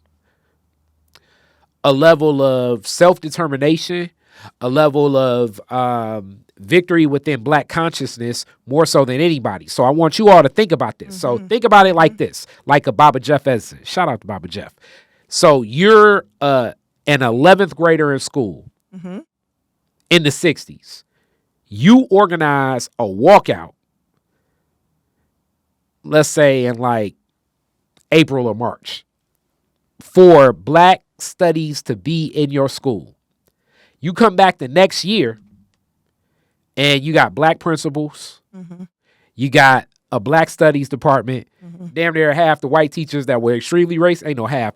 Most of the white teachers that were extremely racist have left altogether. So this is the type of actualized victory from 17, 18, 19, 16 that people were having. And this connection even goes further to like the League of Revolutionary Workers that were doing like the printing presses for like how these protests would happen. And oftentimes working and coinciding with them because some of these union workers couldn't protest the same because they would, immediately be fired from their job if they're caught. But you can get these kids to stand outside and work with them. So like all of this stuff is running concurrent where these people are working together.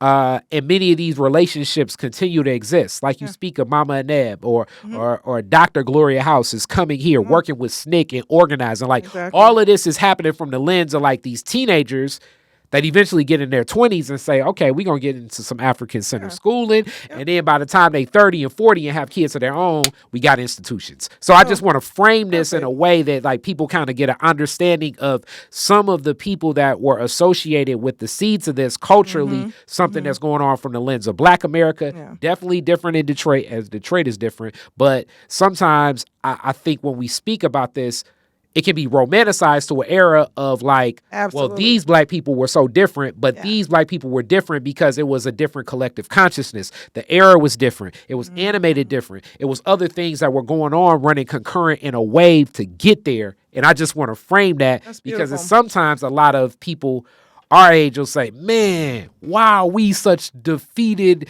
losers? No. And I don't want us to look at it like that. And I'm not saying you're saying that, but I want to uplift the whole context as the denominator is that was a different era because of other things that were victories along the way. Well, let's talk about that because I think that's an important point to highlight is that young people have always been the ones to start the revolution. And we have to continue to empower and uplift young people, which I don't know if we do it as well as we need to. It's not so much that was happening then per se. I don't think that adults were like, go young people, do your thing. No, I think I'm going to, now this is me putting, well, two things I want to put into that thought process. One, this device, when studies are done on what these devices do to all of us, a lot will be different. But this device, especially because I know it's from the lens of my degrees are in marketing, it's easier to sell even ideas of where the barometer of success is. So in my life story, at one point in time, I was a truck driver. So it's like in truck driving, one of the realities that I learned is that white poverty is different. And when I say that, and I know it's a lot of Black folks that's right now like almost willing to turn this off, but like I've met people where they're like, success for me is working at Walmart. You know what I'm saying? Like if I can get a job at Walmart, at least the Black kid is like, I want to be Future or Kendrick Lamar, which is in my mind like a higher plateau than like where the cog in this system goes. Now, what this device has changed, I think the barometer of like the pressure that a lot of young people look at to themselves for success. I mean so many kids that say like, if I'm not a millionaire, if I don't have this many subscribers, if I haven't written these books, if I haven't traveled the world, if I haven't done like the barometer of what they think for expectation. And then I often press many of them and I say, okay, have you ever met a millionaire? Have you ever connected to a person that's traveled every country in the world? Have you ever done this? And the pressure that I think a lot of these young people feel externally put on them a lot through these devices. Access. It almost sometimes can it can almost like cripple them from doing anything because it's like it ain't gonna matter. It ain't gonna matter. It ain't gonna matter. And they don't usually get out the starting block to start off. Yeah, on their own. And so what I always say is sometimes adults forget to get out the way, right? Hilarious. And create space for these young folks. Like you don't have to be the holder or the purporter of all things, right? new spaces, new ways to engage, and they make the world smaller. Like you said, they're seeing these, what they consider maybe avenues of success. A lot of young people are like, oh, I can be a content creator. I can do these things. So their energy is shifted, but that doesn't mean those aren't spaces that can't be revolutionary. So again, I'll go back to the Montessori piece about adults decentering themselves and facilitating the learning and the direction of output for young people. So what was happening then during, we'll say, civil rights and ultimately Black arts movement, honestly, was we had people who were much more independent as young people. It was nothing for a middle schooler to ride the city bus from A to Z, go to the theater, go down to the library, meet their friends, come back, go to the grocery store, get mama and them what they needed, and then get back home and start dinner, right? So our young people don't engage as much in society in that way. But what I want to impart here is that adults have the opportunity to facilitate the thinking. We can't just give up because social media exists, and I'm not saying people do, but I'm just reminding adults that sit down. We have to sit down and look at what they're doing. What is happening on the social media? I have my children sit down and I'm like, show me what's popping. Like, what's the latest hashtag or craze or trend? Okay, now how can we use that to revolutionize the experience for Black people here and abroad? Like, we literally talk this way, me and my young children. Like, I have a 14-year-old, he's at CAS, I have a 15-year-old at DSA, and so on, Tuskegee, Grambling, my daughters. We speak this way. This can be a ride to school in the morning. Like, how are you revolutionizing what's at your fingertips? You have so much more access. What will you do with that access that will change the outcome, right? And is it feasible? And then also, depending on where they are in their stage of development, and what do you need from me so that can become a reality? And that's where, like, as much as I say certain things are romanticized, that's really all of these things become romanticized. So, that's like, true. You'll see, I often say, like, you'll hear some story about some kid that, like, has a video where they smack themselves in the face and they're a billionaire off TikTok. And then it's like, oh, I might as well quit. But also saying the same thing can be exalted sometimes from historical context too. Whereas, like, without really knowing that start, you don't have the full arc because, you're not seeing, I guess the phrases they say, you're not seeing the, 9,000 jump shots that LeBron James is taking every day. You're just seeing the game time LeBron James. But if you had a better understanding for the full context, you'll have a better understanding for the process of the work to be put into it. And I don't think that it's as far adrift because the way that, like, even with, I always say little homies, but the little homies approaching things, and we're working on a project. Some of the team with Detroit is different now. And it's like, okay, this will be interesting because I want them to get more intimately involved so that they can see the lens of where this looks at in different ways. So, yeah, I agree with you. I agree with you. Me. So, yeah, I think to the point of romanticizing experiences, because my daughter and her husband are now currently parenting Pan-Africans. Yep. They come to me and they say, Ma, where should we go? What do we do? Is there talk about starting, another African Center education institution? Excuse me. And I say, well, let's talk about this because it's time for you and your peers who had that experience and opportunity. You all have to do what was done at that time. There was a need for those who were currently parenting who decided that what was available was not acceptable for their children. You are now those parents. Yeah. So what will you do? What sacrifices are you willing to make? And how will you engage and make things look different for your own children?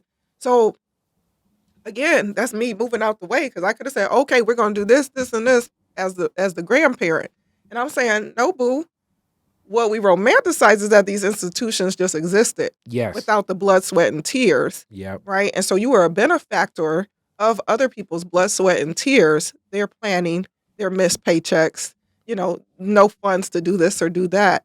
And so, because it was time. It's grassroots. Yeah, I mean, it's grassroots and just anything starting, understanding the more that as I'm in position, and I want you to speak to this of your current position, it's like you got to understand capacity and bandwidth. Correct. And resources being And that's available. back to that's one of the keys. And one of those resources is hearts and minds. That may be one of the biggest resources ever, because a defeated attitude, that's why I like a lot of sports analogies. Yeah. If you think you're going to lose, guess what? You will. More than likely, you lost the game. Well, and I've always said this, like, we have a lot of people who will do the work, but they need direction. So, like, you have to have people that are willing to lead. You have to have people that are willing to follow and execute, because leaders can't always be the executors. And then furthermore, it's the same people depending upon what happened. Meaning, like, okay, and if we're running the 400 hurdles, guess what I'm doing? I'm cheerleading for. Yeah, because guess what? If I have to be the strategist, if I have to be the one going out and seeking like minds, if I have to go out and create spaces and other areas to pull in the resources, I can't always follow the minutia of what needs to actually be executed. So how do we align ourselves to get the resources to strategize, to move the things forward? Well, it takes many people. A movement is everybody at their respective levels in the respective fields of expertise moving toward a common goal. Yeah, that's a movement. And also I would challenge that same thought from a person romanticizing the concept of like that happens all the time. I believe that in crises comes opportunity. Absolutely. And oftentimes it's people such as myself in marketing and media, and at the end of the day, I call it's propaganda. Yeah. That reshape how we look at things. Like even I was uplifting this with my dad the other day too. Be talking to my dad all the time. The way the civil rights movement is written is as if Martin Luther King gave that "I Have a Dream" speech, and that toppled a lot of the bigotry throughout the nation. The way I see it from a lens of a person with a business degree and all of that is the Montgomery bus boycott toppled the economy of Alabama. And it was looking to expand into Georgia. And that would have been a strength of black power that America was not willing to stand on. But it's easier to say, let's take this speech and make this speech the moment. Because if we say that the federal government had to step in and subsidize Alabama's budget for 2 years connected to what that boycott did, that's going to have people go crazy, and that's going to empower blackness with a different consciousness. So, Brother Curry, what is very necessary when you start moving in political spaces, right? Yeah. Is understanding what people can digest. You got that right. And so the politics of revolution are to be studied. And the economics of revolution need to be elevated and studied. And so I'm saying that to say our young people, that's where I think folks that are at my level of parenting, I call it a level of parenting, right? I'm grandmother. Yes. A level of parenting and beyond, that's our role. Like, we've had enough experience in the politics and the economy of revolutionary actions. And we have the guidance of those who come before us, the Baba Maliks, the Mama Nebs, the Kapentes, all those people who have experienced these things in spaces that we just haven't had time enough on the planet to do. And that's where we have to start engaging our elders and those that come before us and taking those lessons to heart and then translating that, I call it, we'll say drip therapy down to the younger people. And that's how we empower. That's how we facilitate the action. We all can't be the front runner of everything. But I think that's what has been missing. And also times have changed. They have more options. One thing that came out of COVID for sure is the technological advances that the world experienced. So they realized you don't have to necessarily go to a building to have schooling opportunities, right? I agree with that. So that's an interesting space for us to navigate. And also time moves very quickly. Production of things moves very quickly. Our young people now, they want things to happen post haste, right? They don't have the same amount of time that maybe we had or that the people before us had or would allow for things to pass. They're looking for more immediate options, so it's a balance. So yeah, and and younger people always want to move faster. They always do, but there's a balance. Especially nowadays. Yeah. So it's and this is like, I think the spaces of where it's at. And I often look at most things in life like it's a prism. So it's dependent upon where the light shines through what you see. Exactly. Because you could see the shadow. Yep. Or you could see the light. That's right. It just all depends. And at times you need to see the shadow, and at times you need to see the light. But if we're not looking at the balance of what this is, then I believe that either way it can be it can distort. I know it's distorted me of what's happening. So I'm often that person that looks to uplift, like, okay, let's contextualize this. Let's have some critical thinking about this, and let's have the understanding that if it was done, it can be done again. But we got to put that denominator in the same space. Yeah. And also, I believe like the journeys of what, like, I guess a snapshot of now is. So many things are different than what before was, just because how society functioned too. Because also running concurrent, I often uplift this to a lot of the OGs. It's like, look, back then, as much as you all may have been anti that, there was a whole industry associated with that. It was toppling, but it created the middle class of America that I still look at more of as a theory, but it was actual here in this Metro Detroit region. So some of those same acts, because back to that Montgomery bus boycott, I mean, Detroit funded a lot of that, the carpooling and all of that stuff. So that was like, C.O. Franklin and a lot of other preachers saying, hey, give all your money. And Detroit was one of those places where black folks had expendable money where they could give to the collection plate. They could pay their tithes and give to that fund that's going to go over there to Martin Luther King. This is a different reality. And some of that same Detroit also is the Nation of Islam. That's why that's here. The many other movements, the Republic of New Africa, because people had people, whether it was them or families, where those pockets of the resource of cash, and not saying exalting money, but cash, properties, other things. So we must be mindful of that. And that reality does not necessarily exist as abundantly for the generations of those same young people. Yeah, I would agree with you. And so one of the things that I was committed to after, again, observing many people in the community in different aspects, was there always seemed to be the space of lack in terms of resources. And I'm going to just narrow it for this time being to financial resources, right? Access to it, whether it was directly out of someone's pocket that you knew, or access to a fiduciary of some sort.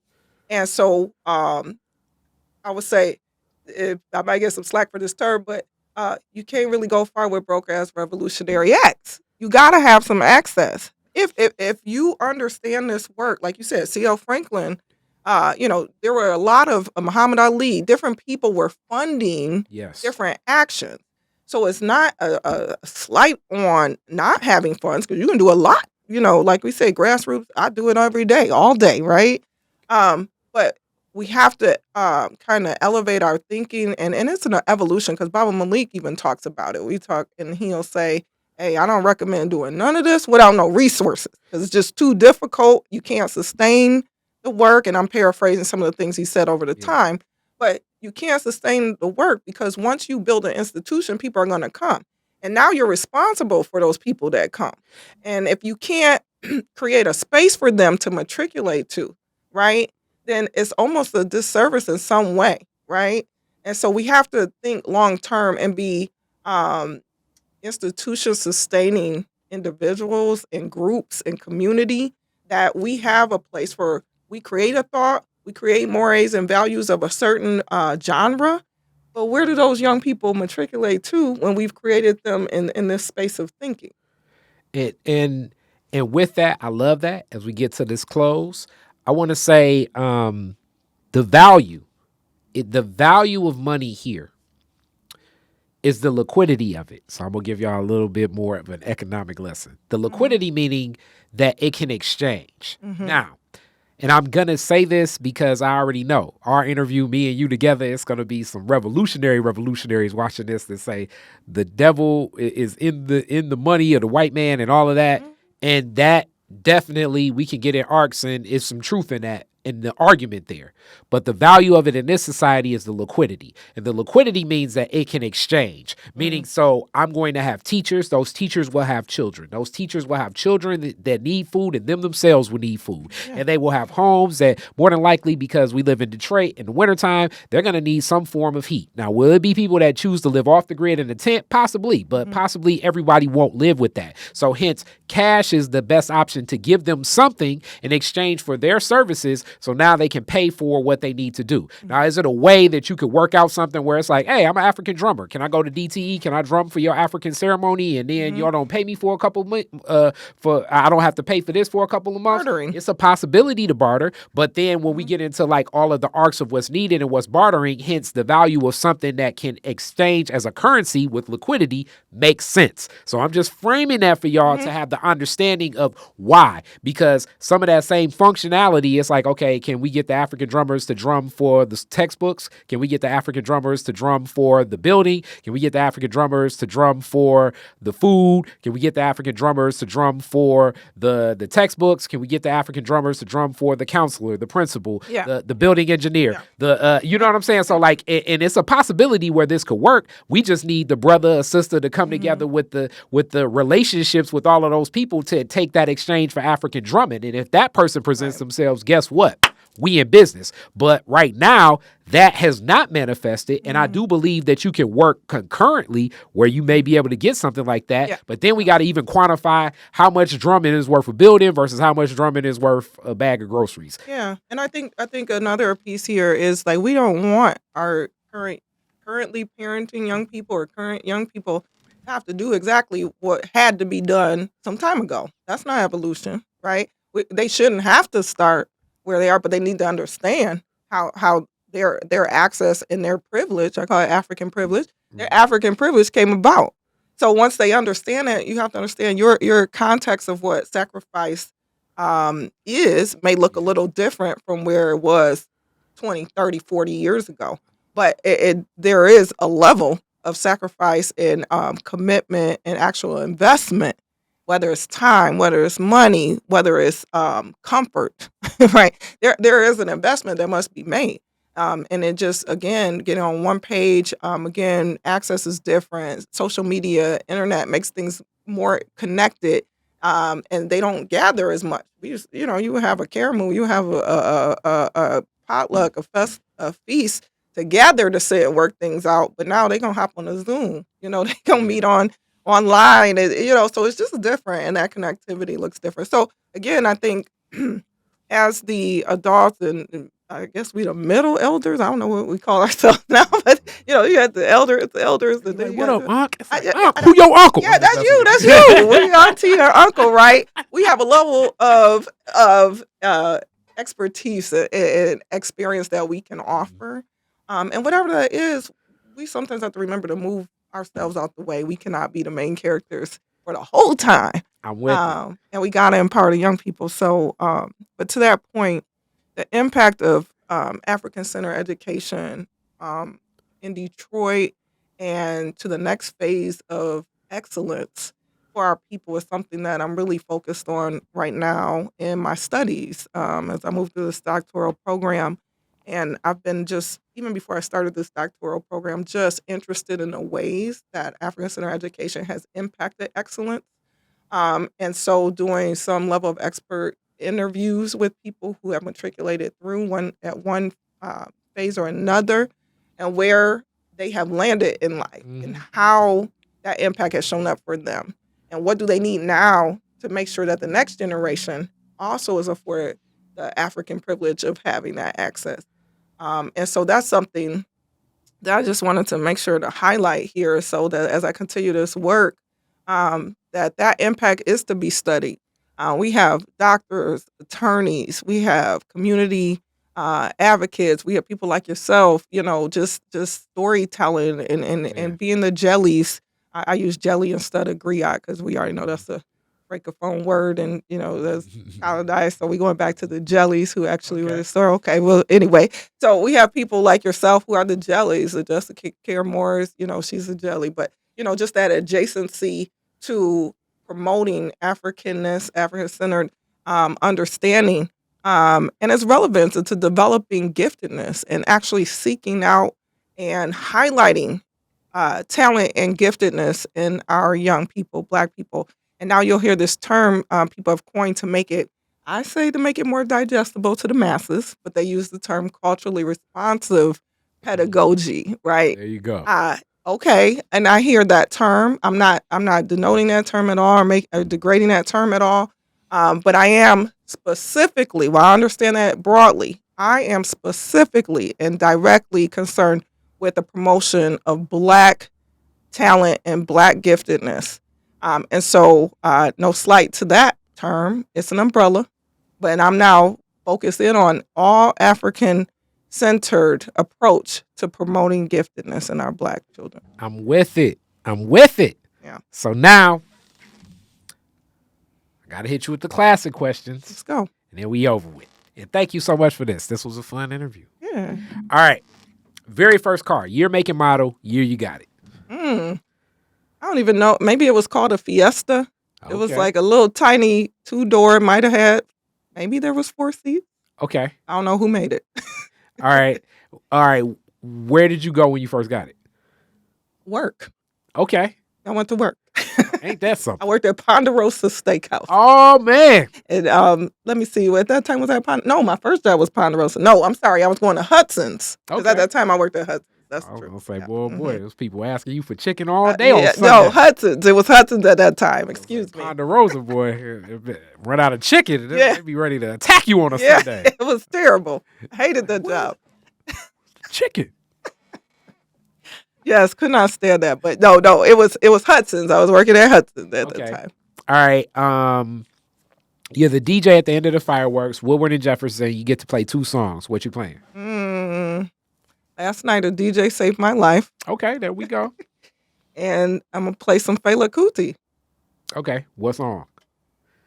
Oh, let's see. Zombie. Okay, there we go. Last question. Because this is like, you Detroit adjacent. Mm-hmm. I usually say an alien. So yeah, let's go there. Aliens come to Earth and say, yo, take me to the dopest place in Detroit. Where you taking them? My house. Let me cook for y'all. I'm from the South. My people from the South. Hey, y'all want some cornbread dressing? Greens, cornbread dressing. You gonna have 1,000 spaceships on your block. They gonna be calling. They gonna be calling the other aliens. I'm gonna do it like my mama and grandma and them. Pecan Bottom, Alabama. Okay. They're gonna be like, what is this black woman? Come on. Got we gonna drum. We gonna dance. Ships. We gonna drum, dance, play the piano. We gonna have a good time. That's it. I'm with it. You are the first person to say bring them to the crib. I got some questions. I got some questions. It's like, get them some hot sauce. Yeah, come on. There we go. Thank you so much, Mama Lohnren. I appreciate it, Brother Curry. All right. Peace. And blessings. That is a Detroit is Different is where you get information, artistry, history, music, and even comedy. Detroit is Different, a home for the culture of Detroit. Visit online at DetroitisDifferent.com today.